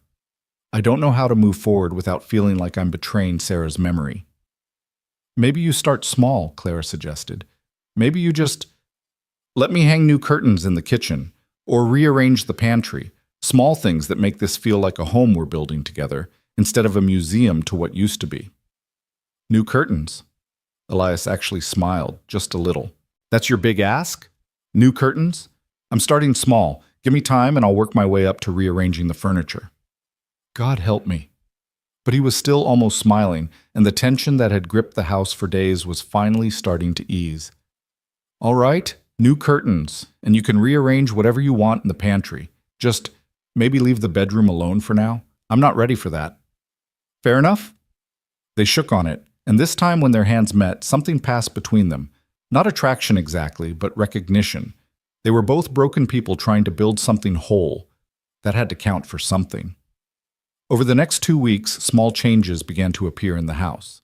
Clara sewed new curtains from fabric Mrs. Dallow had brought, cheerful yellow instead of the dark brown that had been there before. She reorganized the kitchen so things were easier to reach. She planted herbs in pots on the windowsill so they'd have fresh rosemary and thyme even in winter. She found an old rag rug in the storage closet, cleaned it up, and put it by the front door. None of the changes were dramatic, but together they began to shift the feel of the house from a place trapped in the past to a place that was learning to live again. Mara noticed immediately. It feels lighter in here, she said one morning, spinning in a circle in the kitchen, like the sun's brighter or something. That's because Clara opened the curtains, Elias said, but he was smiling, and because she bullied me into whitewashing that wall. I didn't bully you, I strongly suggested. Same thing. They were learning to joke with each other, Clara realized. Learning to exist in the same space without tiptoeing around each other's wounds. It wasn't perfect. There were still moments of awkwardness, still times when grief would rise up and choke the easy conversation. But it was progress. The real turning point came 3 weeks into Clara's stay, when Mara came down with a fever. It started as a cough, dry and harsh, that kept the girl up half the night. By morning, she was burning up, her cheeks flushed and her eyes glassy with fever. Clara felt her forehead and exchanged a worried glance with Elias. "How high do you think?" he asked quietly. "High enough to be concerning. We should send for the doctor. The roads are snowed in. Won't be able to get through for at least a day, maybe 2. Elias's face was tight with worry. "What do we do?" Clara had nursed sick children before, back in her service days. She knew what to do, even if the knowledge came with a heavy weight of responsibility. "We keep her cool, wet cloths on her forehead and wrists, make her drink as much water as she'll take. And we watch her. If the fever doesn't break in 24 hours, you ride for the doctor no matter how bad the roads are. And if it gets worse before then you ride anyway." They fell into a routine, taking turns sitting with Mara. Clara would sponge the girl's face and neck with cool water, while Elias prepared broths and teas. When Clara needed to rest, Elias would take over, his big hands surprisingly gentle as he coaxed medicine into his daughter's mouth. The night was the worst. Mara's fever spiked and she became delirious, calling for her mother in a weak, thready voice that broke Clara's heart. "Mama, Mama, where are you? I'm cold, Mama. Come back." Clara held her close, rocking her and singing softly, lullabies she remembered from her own childhood in the orphanage, songs the older girls had sung to comfort the younger ones. Across the room, Elias sat with his head in his hands, his shoulders shaking. "She's going to be all right," Clara said firmly. "Do you hear me, Elias? She's going to be fine." "You can't promise that." "I can and I will. She's strong. She's a fighter. And we're not going to let her go." Clara kept rocking Mara, kept singing, even though her voice was getting hoarse. "She's going to be fine." Whether it was the nursing or the prayers or simple luck, by dawn the fever had broken. Mara woke weak but clear-eyed, asking for water in a scratchy voice. Elias broke down completely, pulling his daughter into his arms and sobbing into her hair. "I thought I was losing you. I thought—" "I'm okay, Papa. I'm okay." Mara patted his back awkwardly, looking confused by the intensity of his emotion. "Don't cry. Clara took good care of me." Elias looked over Mara's head at Clara, and the expression on his face was raw and unguarded. "Thank you," he mouthed. Clara nodded, not trusting herself to speak. She felt wrung out, exhausted beyond measure, but also strangely exhilarated. They'd done it. Together, they'd gotten Mara through the worst of it. Later that day, after Mara had fallen into a natural, healing sleep, Elias found Clara in the kitchen. She was scrubbing dishes with more force than necessary, trying to work off the nervous energy that still thrummed through her body. "Clara." She turned. He was standing in the doorway, looking exhausted and emotional and more human than she'd ever seen him. I need to say something, and I need you to let me get it all out before you respond. Can you do that? Clara set down the dish and dried her hands. All right. When Sarah dies, at family, at any kind of softness in my life, I figured I'd just work the ranch and raise Mara the best I could, and that would be enough. It had to be enough, because I couldn't imagine anything else. He took a step closer. But then you showed up, half frozen and proud as the devil, and you turned everything upside down. You made me see how much I'd let this place fall apart, how much I'd been failing Mara, how much I'd been failing myself. Elias, let me finish, please. He took a breath. These past 3 weeks, watching you make this house into a home again, watching Mara come back to life, watching myself start to remember what it feels like to be something more than just tired. It's been terrifying. Because it means I have something to lose again. And last night, when Mara was sick and I thought, when I was afraid, his voice cracked. I realized that I'm not just afraid of losing her. I'm afraid of losing you, too. And I don't know what to do with that. Clara's heart was pounding so hard she could hear it in her ears. What are you saying? I'm saying that this arrangement we have, you staying through the winter as help, it's not enough. It's not honest. Because you're not just help to me anymore. He struggled for words. You're part of this family, part of this home. And I don't want you to leave in the spring. I want you to stay. As what? Clara whispered. As whatever you want to be. As a member of this household, as someone who matters, as... He stopped, seeming to realize what he was about to say, and took a breath. I'm not asking you to marry me. Not yet. We barely know each other, and neither of us is ready for that. But I'm asking you to consider staying past the winter, to give us a chance to see what this could become. Clara felt tears prick her eyes. You don't owe me this. You don't owe me anything because I helped nurse your daughter. This isn't about owing. This is about wanting, about seeing something good and being brave enough to reach for it before it slips away. He took another step closer. You said once that you came here looking for a place to belong. Well, you belong here. With us. If you want to. I want to, Clara breathed. God help me, I want to so much. Then stay, not because of a deal or an obligation. Stay because this is where you want to be. Clara didn't let herself think, didn't let herself calculate the risks or count the ways this could go wrong. She just closed the distance between them and hugged him, a brief, fierce embrace that said everything words couldn't. When she pulled back, they were both crying. I'll stay, she said, for as long as you'll have me. That might be a very long time. Good. They stood there in the kitchen, the winter light streaming through the new yellow curtains, and for the first time since Clara had arrived, the house felt like what it was meant to be, a home. Over the next several weeks, something shifted between the three of them. It was subtle, almost imperceptible, but Clara felt it in every shared meal, every quiet evening by the fire, every moment of domestic routine that had transformed from obligation into something that felt almost like choice. Mara recovered fully from her illness, though she milked the attention for all it was worth, insisting that Clara read to her every night before bed and that her father make her special treats to help her regain her strength. Neither adult had the heart to refuse her, though Elias did put his foot down when she suggested she needed a pony to aid in her recovery. Nice try, he told his daughter, but you're getting oatmeal in gratitude, not livestock. It was worth a shot, Mara said, grinning. Clara found herself laughing more than she had in years.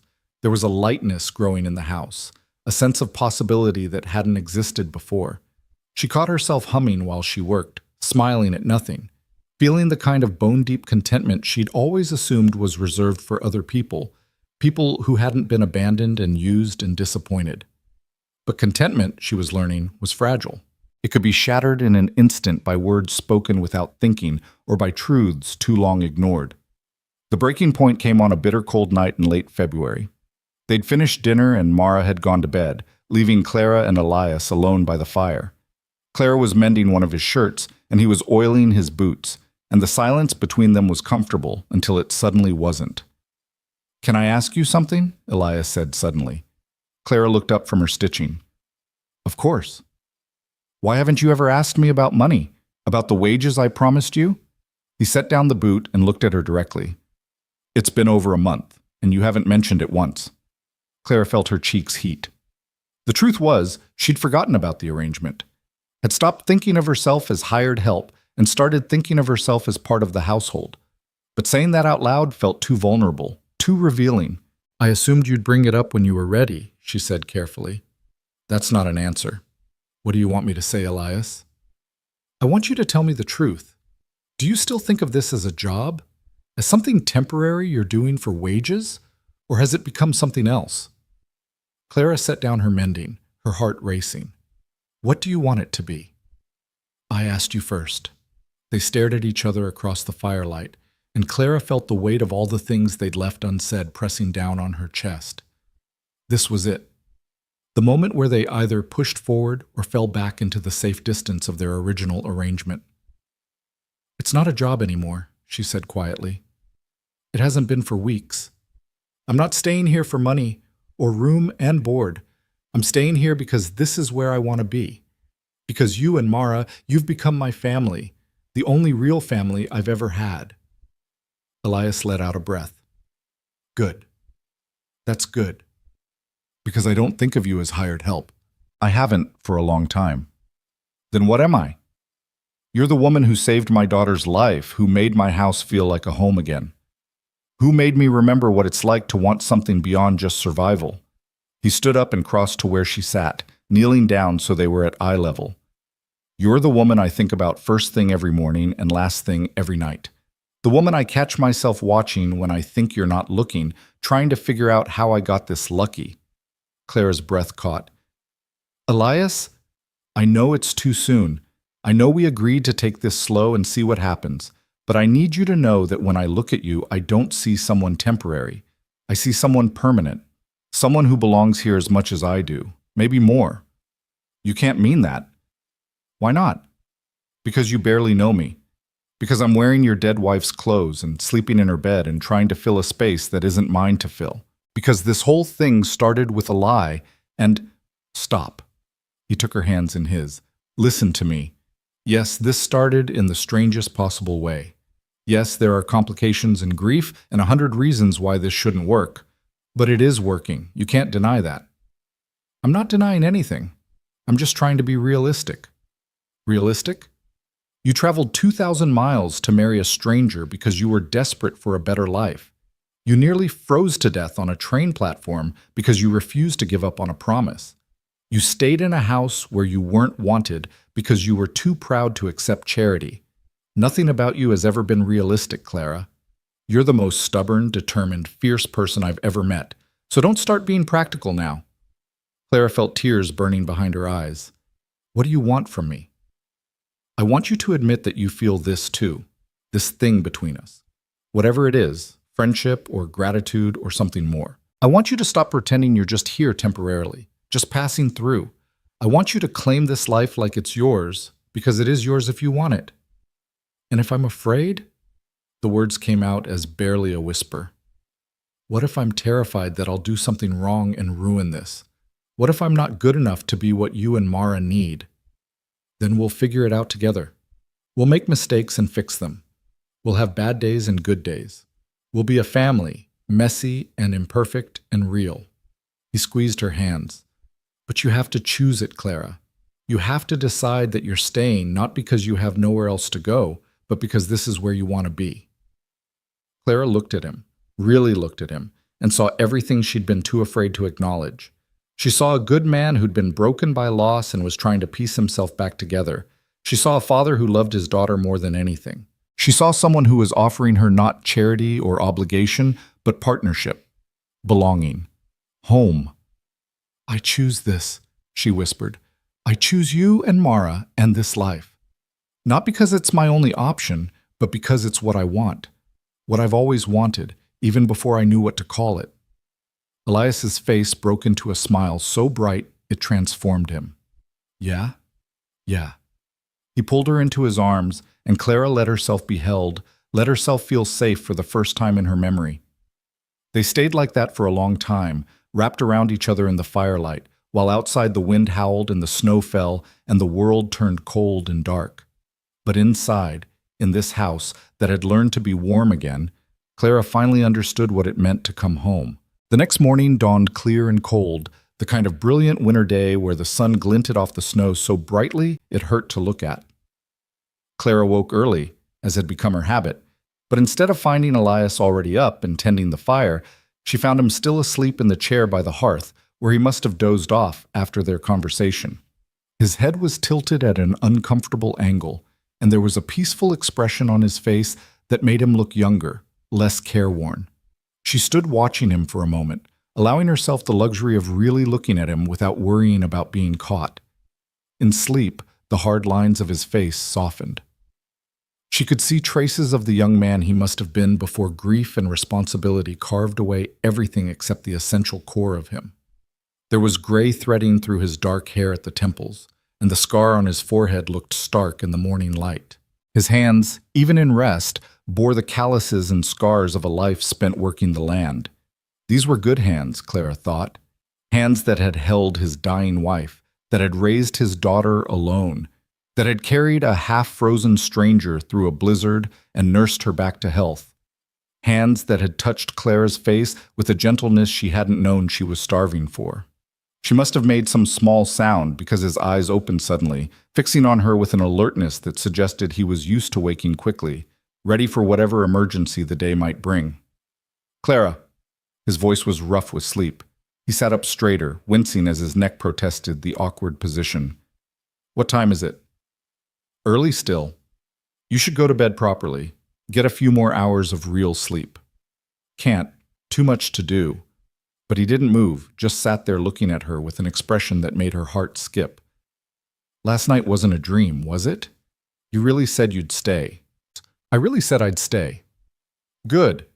He smiled, and it transformed his whole face. "Good. I was half afraid I'd imagined the whole thing." Before Clara could respond, they heard Mara's door creak open and the patter of small feet. The girl appeared in the doorway, her hair a wild tangle and her nightgown twisted around her thin frame. "Papa? Clara? Are you both awake already?" She rubbed her eyes sleepily. "I heard voices and thought maybe something was wrong." "Nothing's wrong, sweetheart." Elias held out his arm, and Mara came to him immediately, climbing into his lap like she was still a much smaller child. "We were just talking." "About what?"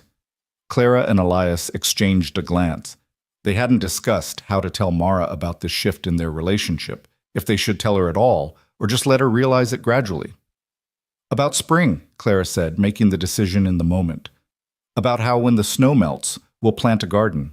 Vegetables and herbs and maybe some flowers." "Really?" Mara perked up. "Can we plant roses? Mama used to love roses."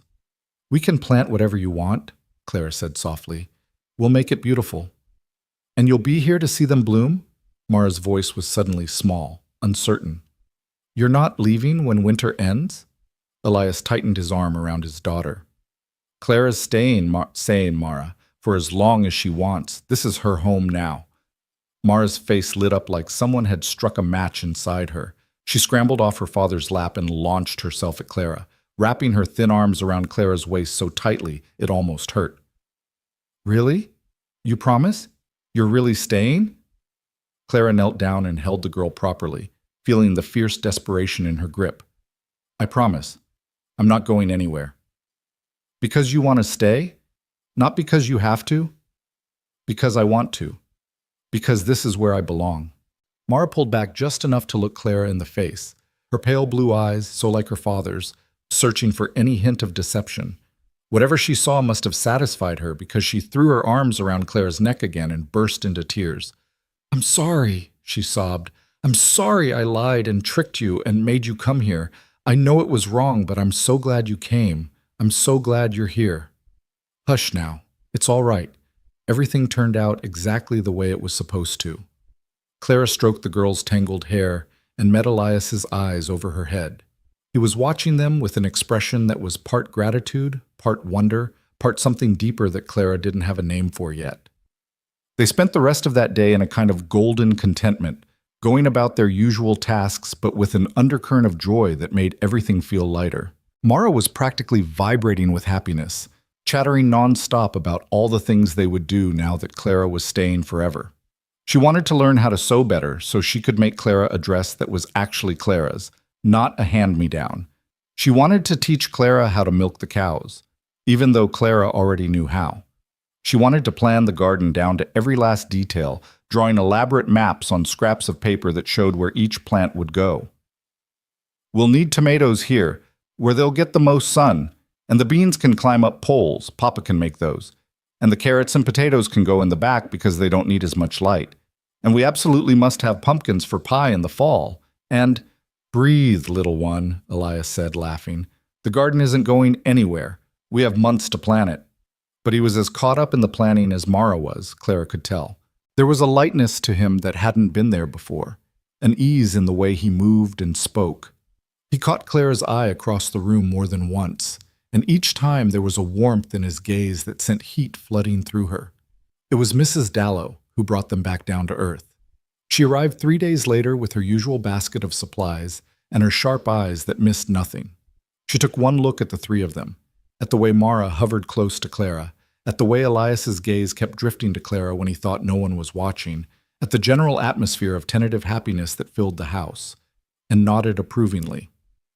"Well," she said, setting her basket on the table with a thump, "I see things have progressed nicely in my absence." "Mrs. Dallow," Elias had the grace to look embarrassed. "We were going to tell you." "Tell me what?" "That you finally come to your senses and realized what a treasure fell into your lap. I should hope you were going to tell me. I'd like to take some credit for it, considering I'm the one who knocked sense into both your stubborn heads." Clara felt herself blushing.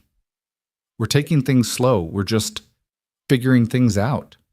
"Taking things slow. That's what you're calling it?" Mrs. Dallow's eyes twinkled. "Child, I've known Elias since he was in short pants, and I've never seen him look at anyone the way he looks at you. Not even Sarah, God rest her soul. And I say that with no disrespect to the dead." "Mrs. Dallow, that's not—" Elias started. "Don't you Mrs. Dallow me. It's the truth, and you know it. What you had with Sarah was good and real, and it gave you that precious girl over there. But what you're building with Clara is something different. Something that comes from choosing each other with your eyes wide open, knowing all the hard parts, and choosing anyway." She turned to Clara. "And you, girl, don't you dare let fear make you small. You've earned your place here. You've earned the right to be happy." Clara felt tears prick her eyes. "I'm trying. I keep waiting for something to go wrong, for the other shoe to drop." "That's because you've never had anything good last." "But good things can last, Clara. You just have to fight for them when they're threatened. And they will be threatened. Life sees to that. But you fight for them anyway." Mrs. Dallow pulled items out of her basket as she spoke. Flour, sugar, a precious jar of honey. "Which brings me to why I'm really here. There's trouble coming." The warmth drained out of the room instantly. Elias straightened, his whole body going tense and alert. "What kind of trouble?" "Word reached me yesterday from town. There's a group of men asking questions about a woman matching Clara's description. They claim she owes them money. They've been showing around a photograph." Clara's blood turned to ice. She gripped the edge of the table to keep herself upright, her mind racing through possibilities. It couldn't be the mill owners. She'd saved enough from her meager wages to pay off her contract before leaving Boston. It couldn't be the boarding house. She'd left that account settled too, which meant it had to be. "Daniel Fletcher," she breathed. "You know these men?" Elias's voice was deadly quiet. Clara couldn't look at him, couldn't bear to see whatever expression would cross his face when she told him the truth. "Not men. Man. Daniel Fletcher. He was my landlord in Boston, before the boarding house. And I owed him 3 months back rent when I left. I didn't have the money to pay him. I thought if I could just get away, if I could start over somewhere new, he'd write it off as a loss and move on." She forced herself to look up, to meet Elias's eyes. "I know I should have told you. I know I should have been honest from the start. But I was ashamed and I was scared and I hoped that my past wouldn't follow me here." "How much do you owe him?" Elias's voice was carefully neutral. $43. He flinched slightly at the amount, and Clara's heart sank. $43 was a small fortune, especially in winter when money was tight and work was scarce. "That's a considerable sum," he said finally. "Why didn't you pay him before you left?" "Because I couldn't. Because I was working 16-hour days at the mill and barely making enough to eat, let alone save. Fletcher kept raising the rent, kept finding reasons to charge me extra fees. By the time I realized I needed to get out, I was so far behind, I'd never catch up." Clara's voice cracked. "So I ran. I answered your daughter's letter because it was the only way I could see to escape. And I didn't tell you because I was afraid if you knew the truth, that I was a woman who couldn't pay her debts, who ran away from her obligations, you'd never let me stay." The silence that followed was suffocating. Mara had gone very still, her eyes wide and frightened as she looked between the adults. Mrs. Dallow stood with her arms crossed, her expression unreadable. Finally, Elias spoke. "This man Fletcher, what kind of man is he?" "Dangerous," Clara whispered. "He's not going to just ask nicely for his money. He's going to want to make an example of me. Show everyone what happens when you try to cheat him."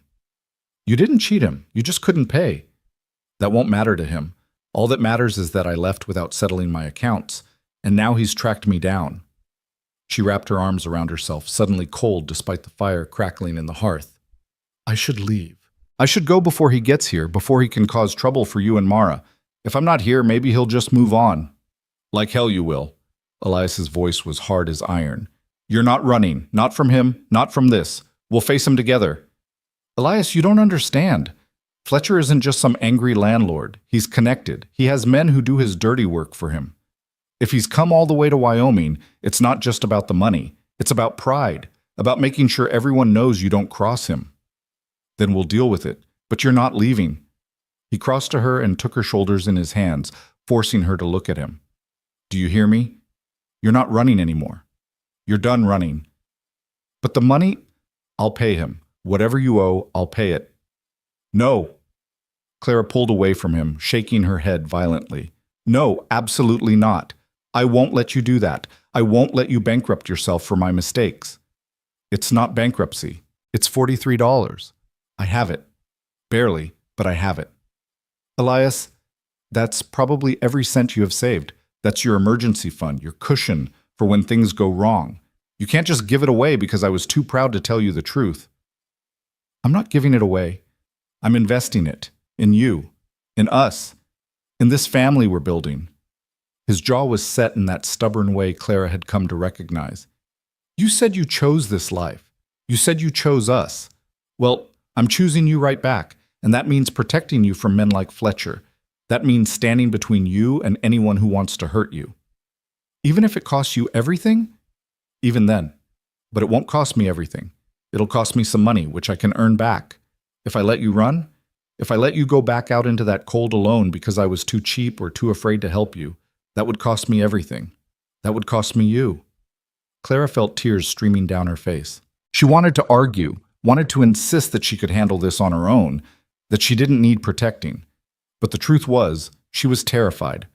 Fletcher had always been cruel in small, calculated ways. She didn't know what he would do now that he'd tracked her across the country. "What if paying him isn't enough?" she asked quietly. "What if he wants more?" "Then we'll cross that bridge when we come to it."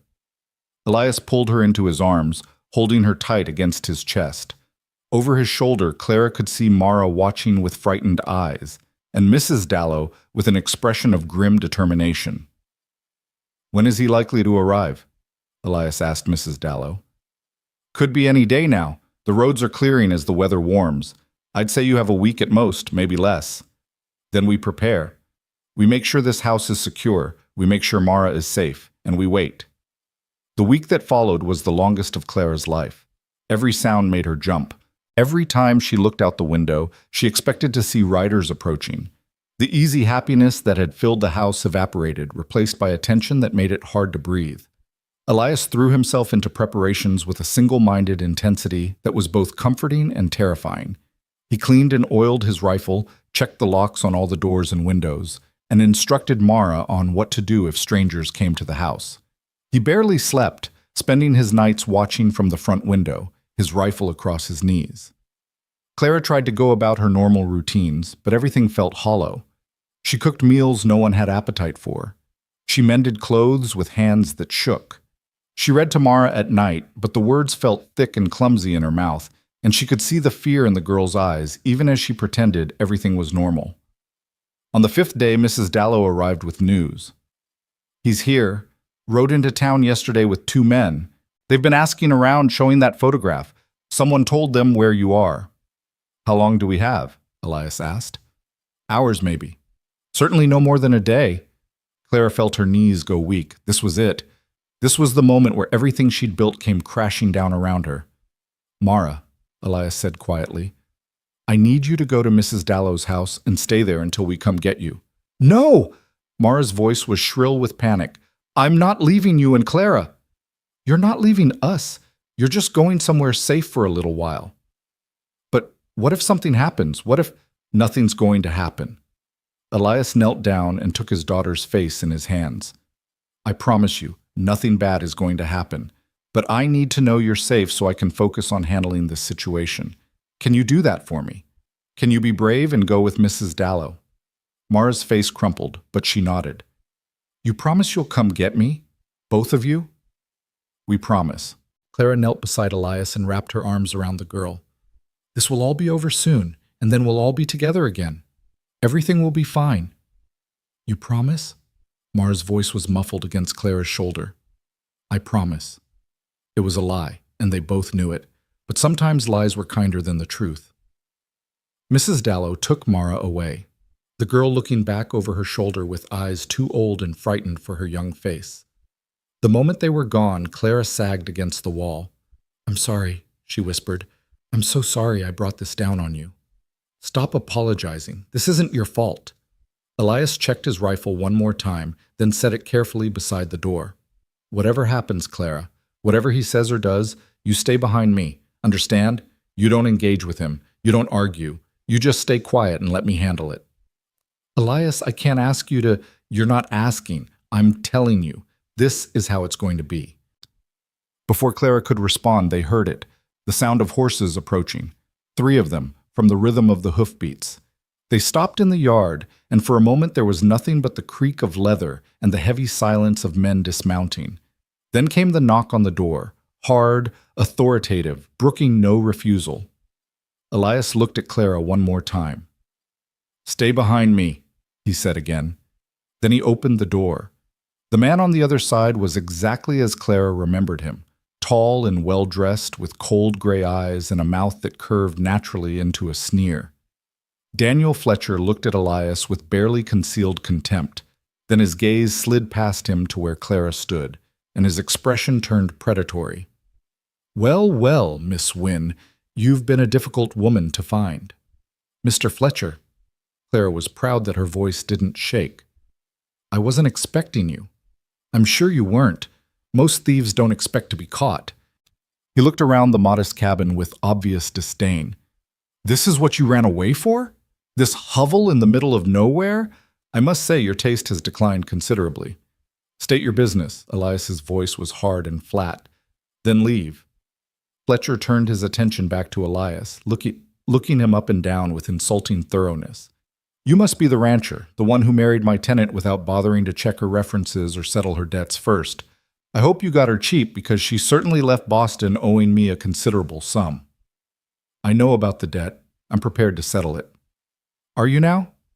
Fletcher smiled, and it was the smile of a shark. "That's very gallant of you. Very noble. Unfortunately, the debt has grown since Miss Wynne ran away. There are interest fees, tracking fees, inconvenience fees. All told, I believe she now owes me approximately $200. The number hit like a physical blow.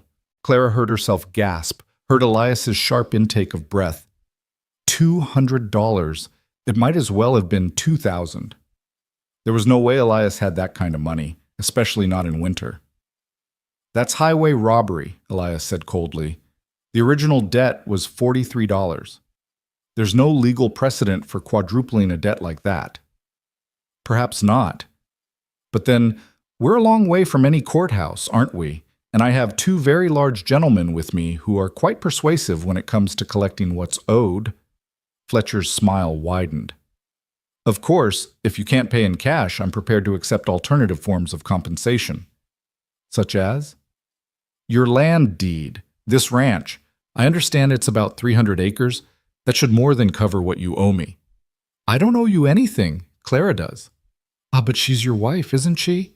That makes her debts your debts under the law. Surely you knew that when you married her. Clara saw Elias hesitate, saw him struggle with whether to tell the truth, that they weren't actually married, that he had no legal obligation to pay anything. If he told the truth, Fletcher might leave him alone, might focus his attention solely on Clara and let Elias walk away clean. She's mine, Elias said finally, which means her debts are mine. But I'm not giving you my land. I'll pay you the original $43 plus reasonable interest, let's say $60 total. That's fair. Fair. You want to talk about fair? Fletcher's voice turned ugly. Your wife stole from me. She broke her lease, damaged my property, and disappeared in the night like a common criminal. And you think $60 is fair compensation for that? I didn't damage anything. Clara couldn't stay silent anymore, despite Elias's warning. I left the room exactly as I found it. You're lying. Careful, Miss Wynne. Or should I say Mrs. Turner? Making accusations against a man of my standing rarely ends well for people like you. Fletcher took a step forward, and immediately Elias moved to block him, his hand dropping to the rifle leaning against the doorframe. That's far enough. Fletcher stopped, but his expression didn't change. Are you threatening me, Mr. Turner? I'm protecting my home. You've stated your demands. I've made my counteroffer. Take it or leave, but either way, this conversation is over. Is it? Fletcher looked past Elias to Clara again. Tell me something, my dear. Does your husband know about the other reason I'm here? Does he know about the real debt you owe? Clara felt ice flood her veins. I don't know what you're talking about. Don't you? Perhaps I should refresh your memory. The watch that went missing from my desk drawer, the silver candlesticks that disappeared from the parlor, the cash box that somehow came up short. I didn't steal anything from you. Clara's voice was shaking now, not with fear but with rage. You're making this up. Am I? Then how do you explain how you afforded that train ticket west?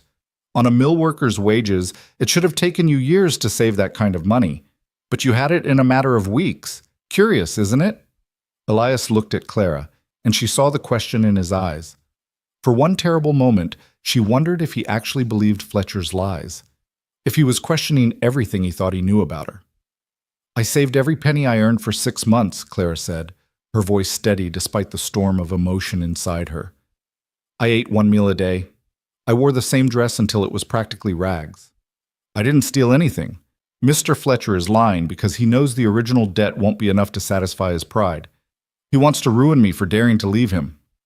Very eloquent, Fletcher said with mock admiration. But I have witnesses who will swear they saw you taking items from my property. I have documentation of missing valuables. And I have the resources to pursue this through the courts if necessary, which would be very expensive for your husband and very embarrassing for you. Get out. Elias's voice was quiet, but there was something in it that made even Fletcher take a step back. Get off my property, now. I'm not leaving without what I'm owed.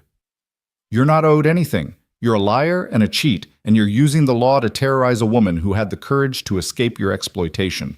But she's not alone anymore. She's not defenseless. So I'll say it one more time. Get off my property, or I'll remove you myself. Fletcher's face darkened with fury. You're making a very serious mistake, Mr. Turner. I have powerful friends. I can make your life very difficult. You can try.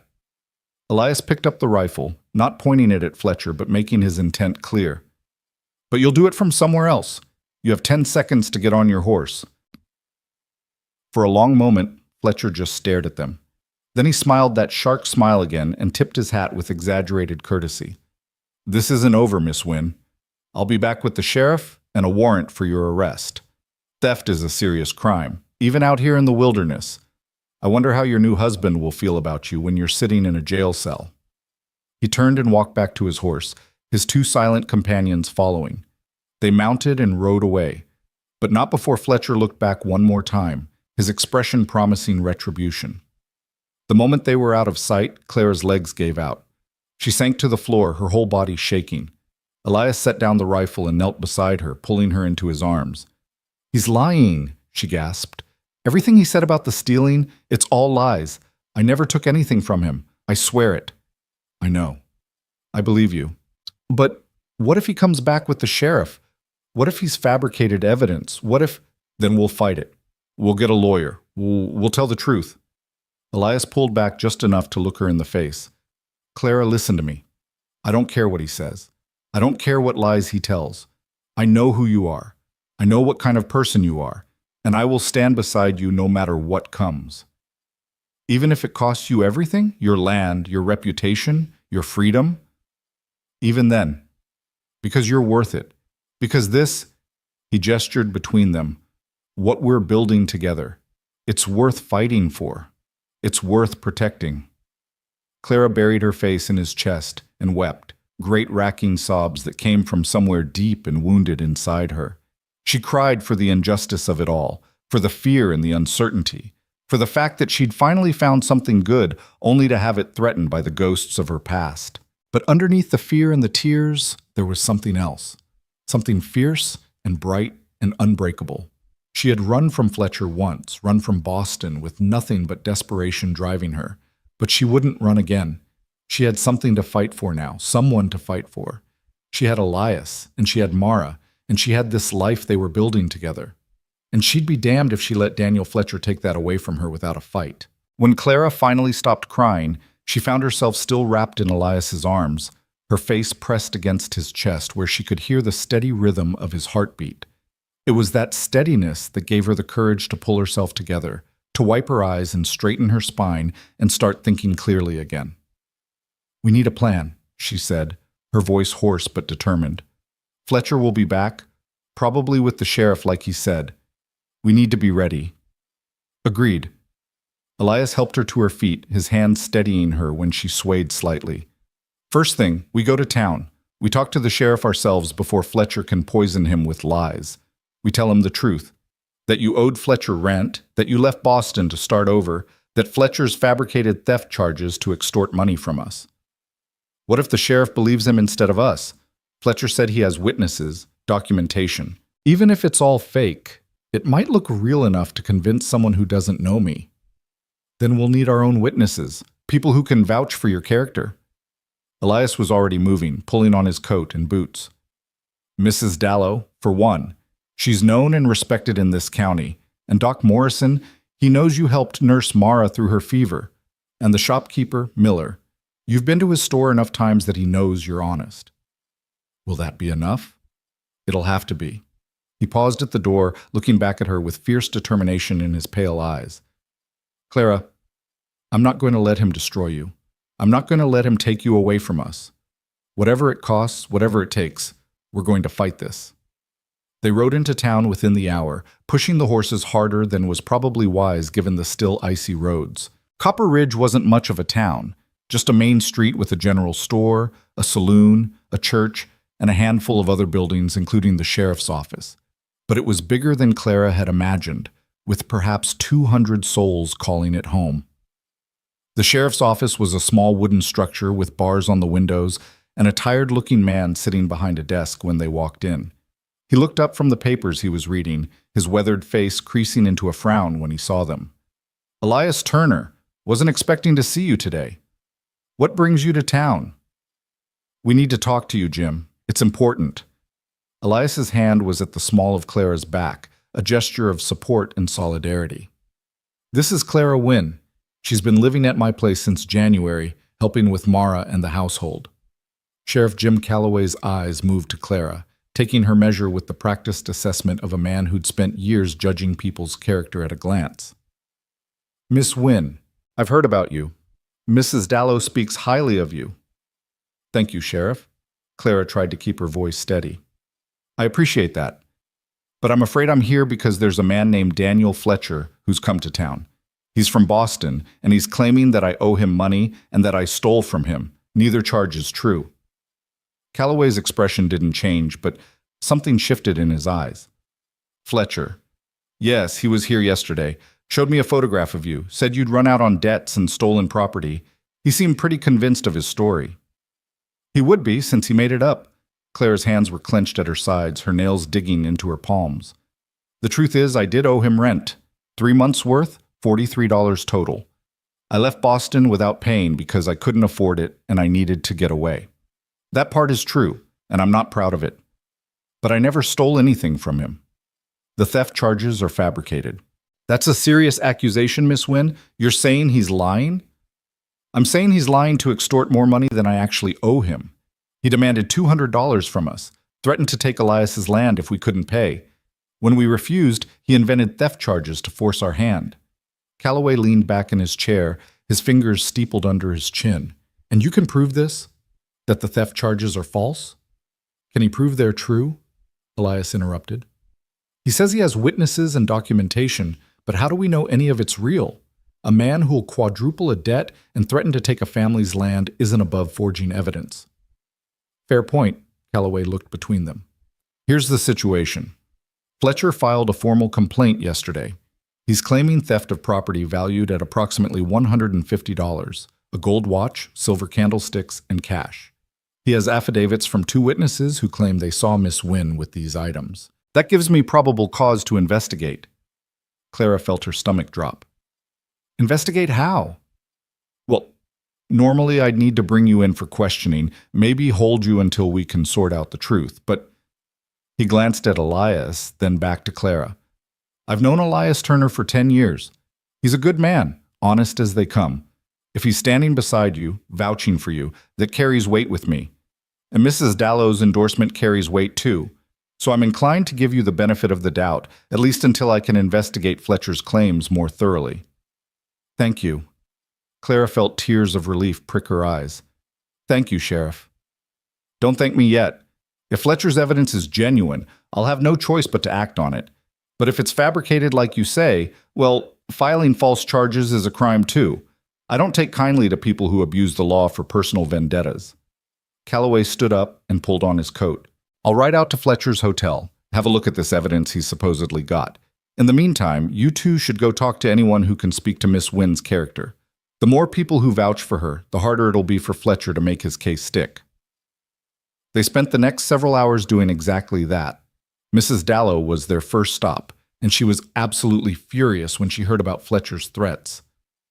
That snake, she hissed, her usually kind face twisted with rage. Coming into our town, threatening our people. Well, he picked the wrong woman to mess with. I'll testify, of course. I'll tell the sheriff and anyone else who'll listen that Clara Wynne is as honest as the day is long, and Daniel Fletcher is a lying scoundrel. Doc Morrison was their next visit. He was an elderly man with gentle hands and sharp eyes, and he remembered Clara from Mara's illness with obvious warmth. That girl of yours nursed little Mara through a dangerous fever with more skill than some trained nurses I've known, he told Elias. She knew exactly what to do, stayed up for days making sure the child pulled through. That's not the behavior of a thief or a criminal, that's the behavior of someone with a good heart. Miller, the shopkeeper, was equally supportive. Miss Wynne comes in here every week for supplies, always pays in full, never tries to shortchange me or steal anything. She's polite, respectful, and she treats my wife with kindness. That's good enough for me. By the time they returned to the sheriff's office, Clara was exhausted but cautiously hopeful. Surely with all these people willing to speak on her behalf, Fletcher's lies would crumble. But when they walked into the office, they found Fletcher already there, sitting in front of Calloway's desk with a smug expression on his face. His 2 hired men stood behind him, and the sheriff looked deeply uncomfortable. Ah, Miss Wynne, how convenient. I was just showing the sheriff my evidence. Fletcher gestured to the papers spread across the desk. These are affidavits from 2 witnesses who saw you in possession of my property. This is a receipt from a pawn shop in Denver where you allegedly sold my watch. And this, he held up a piece of paper with a flourish, is a report from a Pinkerton detective who tracked your movements from Boston to Wyoming, documenting your flight from justice. Clara stared at the papers in horror. They looked official. They looked real. Even though she knew they had to be forgeries, they were convincing forgeries. Sheriff, I never... It's quite compelling, Miss Wynne. Calloway's voice was regretful. I'd like to believe you. I really would. But Mr. Fletcher has substantial documentation here. Unless you have evidence to counter his claims, she has us. The voice came from the doorway, and Clara turned to see Mrs. Dallow standing there, flanked by Doc Morrison, Miller the shopkeeper, and at least a dozen other townspeople. She has the word of every decent person in this county. Fletcher rolled his eyes. How touching. A lynch mob of character witnesses. But I'm afraid the law requires actual evidence, not just sentiment. Then let's talk about evidence. Mrs. Dallow pushed her way into the office, the crowd following behind her. You say Clara stole a watch and sold it at a pawn shop in Denver. But Clara never went to Denver. She came straight here from the train station at Copper Ridge. Elias found her there after she'd been waiting for 3 days in the cold. So she claims. So the station master will testify. He saw her there, saw her luggage with the Boston tag still on it. If she detoured to Denver to pawn stolen goods, those tags wouldn't match her story. Fletcher's smile faltered slightly. A small discrepancy. Perhaps she had an accomplice.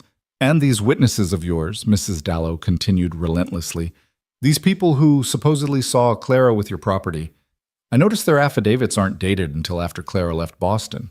Convenient, isn't it? Almost like you paid them to remember things that never happened. That's a slanderous accusation. Is it?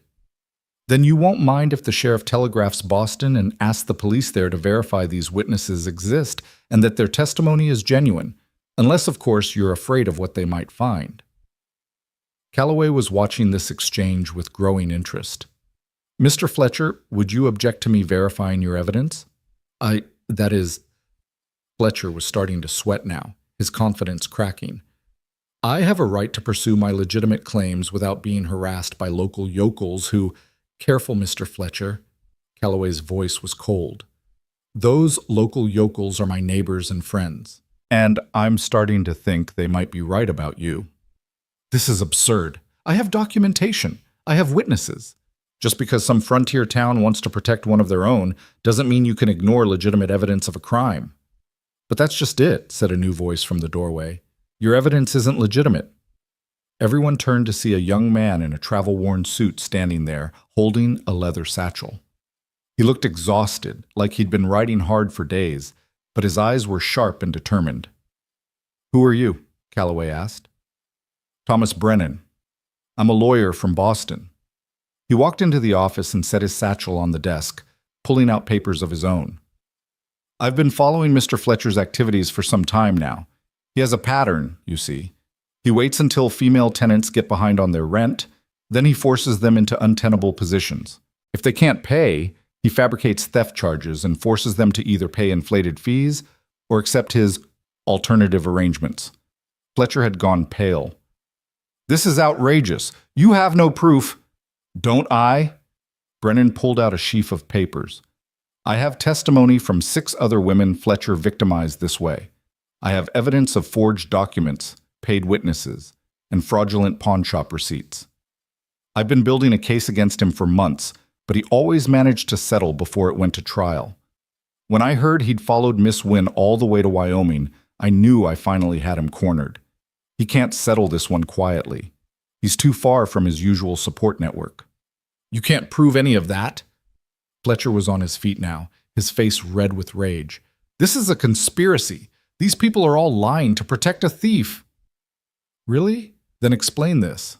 Brennan pulled out another document.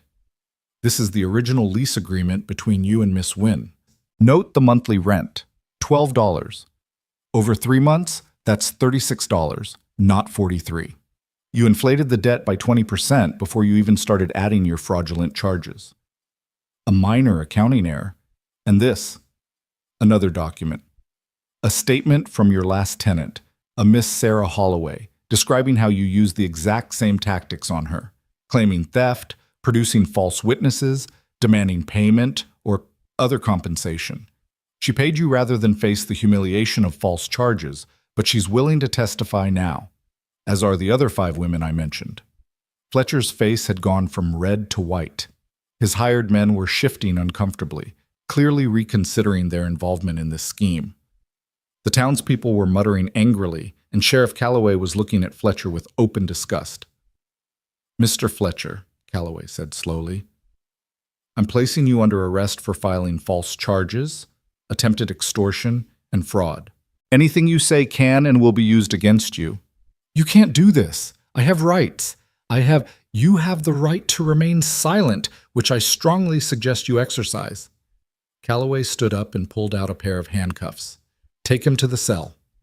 Fletcher's hired men backed away, hands raised. We were just hired for protection, one of them said quickly. We didn't know nothing about fraud or false charges. We're leaving. They were out the door before anyone could stop them. Fletcher was left alone, sputtering protests as Calloway cuffed him and led him toward the cell in the back of the office.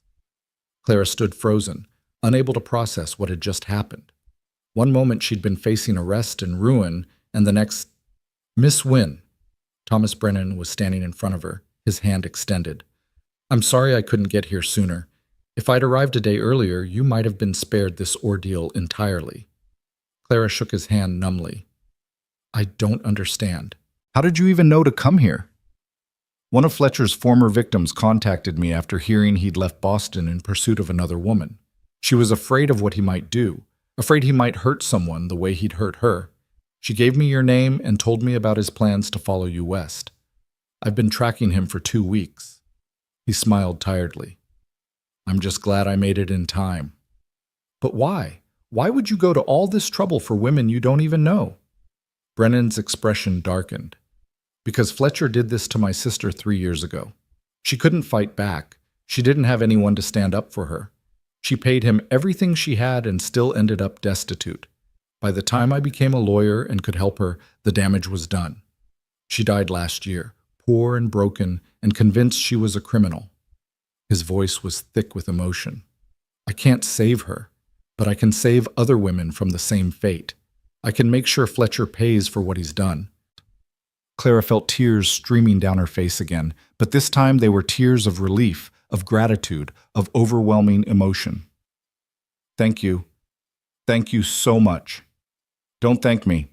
Thank the women who were brave enough to come forward. Thank the people in this town who stood up for you, and thank this man. He nodded at Elias, who clearly loves you enough to fight for you. Elias's arm came around Clara's shoulders, pulling her close. She's worth fighting for. The next few hours passed in a blur. Thomas Brennan filed official charges against Fletcher on behalf of all his victims. Sheriff Calloway sent telegrams to the authorities in Boston, verifying Brennan's claims and coordinating Fletcher's transport back east to face justice. Fletcher himself was locked in the cell, still protesting his innocence, though no one was listening anymore.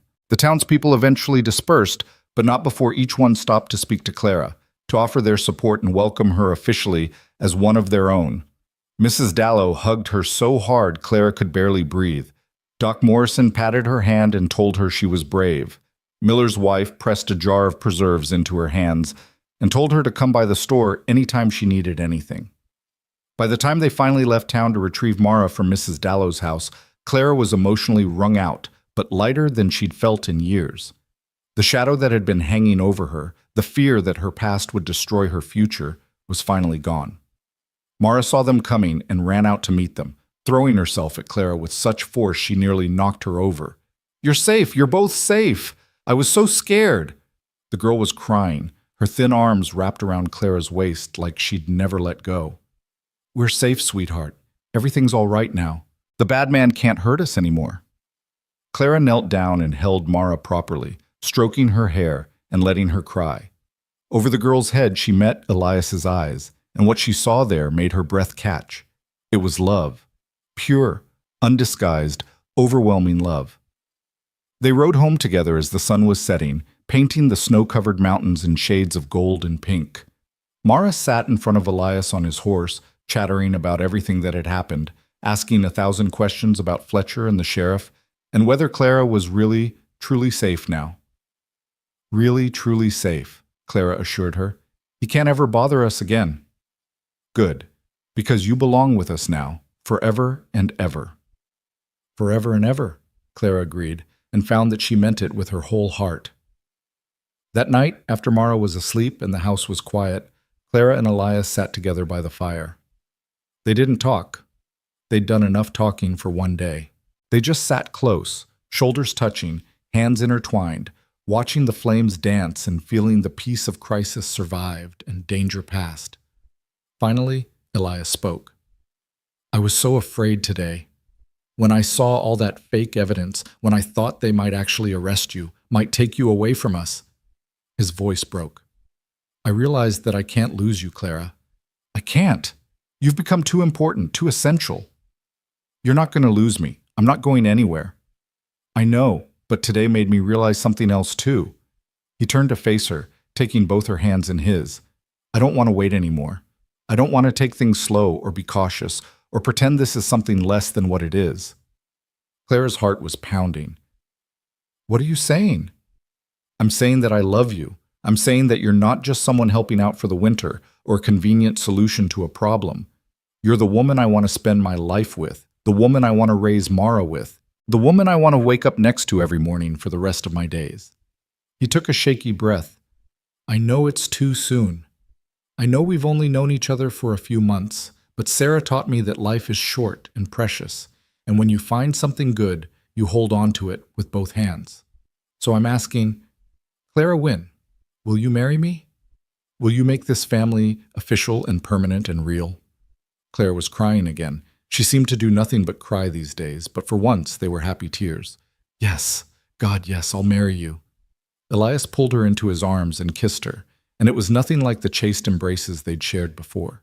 This was desperate and passionate and full of promise. It was the kiss of two people who'd found each other against all odds, who'd fought for each other, who'd chosen each other. When they finally pulled apart, both breathless, Clara rested her forehead against his. "I love you too.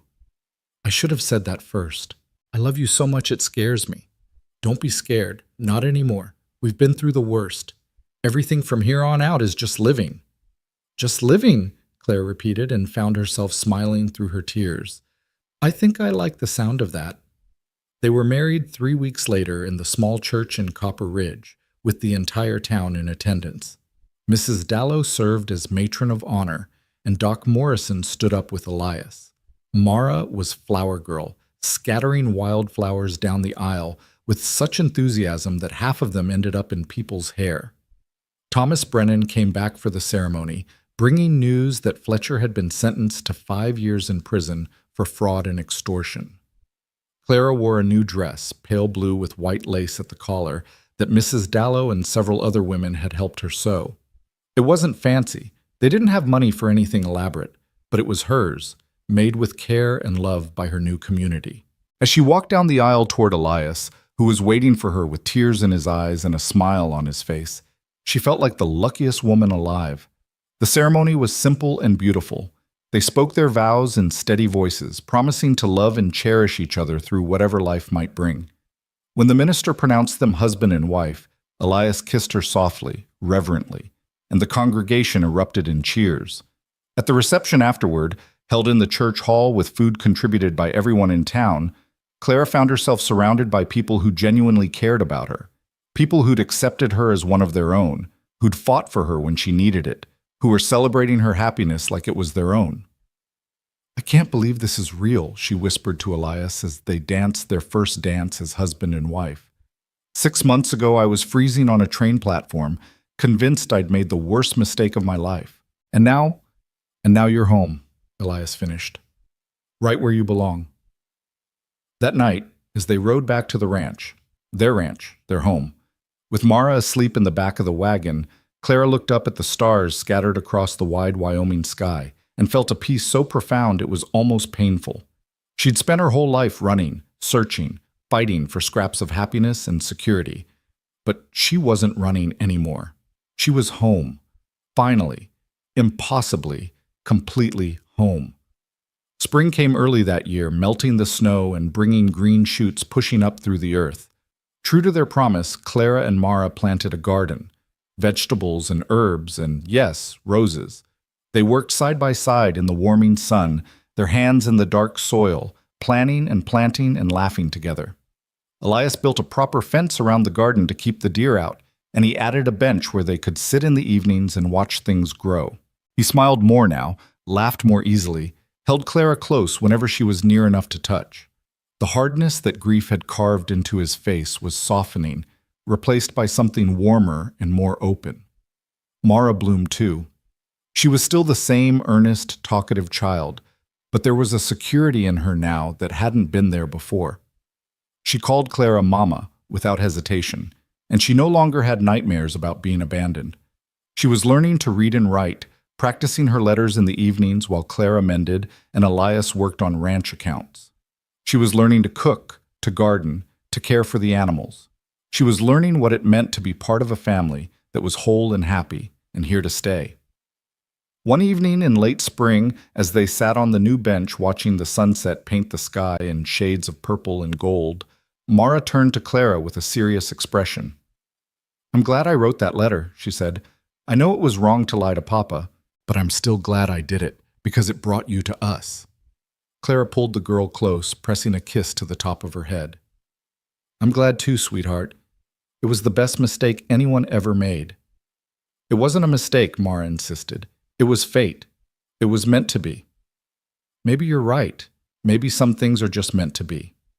Elias reached over and took Clara's hand, threading their fingers together. "Whether it was fate or chance or a 7-year-old girl with more courage than sense, I'm grateful for it. Every single day, I'm grateful." They sat there as the sun dipped below the mountains, 3 people who'd found each other in the most unlikely of ways and built something beautiful from the pieces of their broken pasts. The garden was growing around them, roses beginning to bud, herbs sending their fragrance into the evening air. Inside the house behind them, a fire was burning in the hearth, dinner was waiting on the table, and all the small comforts of home were ready and welcoming. Clara had come west looking for survival, for escape, for anything that might be better than the life she was leaving behind. But she'd found so much more than that. She'd found love. She'd found family. She'd found a place where she mattered, where she was wanted, where she was home. She'd found everything she'd been searching for without even knowing she was searching, and now that she had it, she would never let it go. As darkness fell and the first stars began to appear, they walked back to the house together, Mara between them holding both their hands. The warm light from the windows spilled out onto the porch, welcoming them home. Inside there would be laughter and conversation and the simple, profound comfort of being together. There would be challenges ahead, there always were, but they would face them as a family, standing together, fighting for what they'd built. Clara paused at the door and looked back one last time at the garden, at the land stretching out beyond it, at the mountains rising against the darkening sky. This was hers now, this life, this home, this family. Not because someone had given it to her or because she'd taken it, but because she'd earned it. Because she'd been brave enough to answer a child's desperate letter, strong enough to survive what came after, and open enough to accept love when it was offered. She'd come to Wyoming expecting nothing, hoping for little, prepared for the worst. Instead, she'd found everything. And as Elias's arm came around her shoulders and Mara's small hand slipped into hers, Clara smiled and stepped across the threshold into the warm, bright house that was finally, truly, completely home.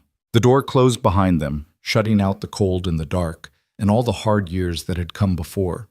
Inside, there was only warmth and light, and the promise of all the good years still to come. Outside in the garden they'd planted together, roses were beginning to bloom under the stars, filling the night air with the sweet scent of new beginnings and hope fulfilled. And somewhere in the darkness, if you listened very carefully, you might have heard the sound of a woman's quiet laughter, not bitter or broken anymore, but filled with the pure, uncomplicated joy of someone who had finally come home.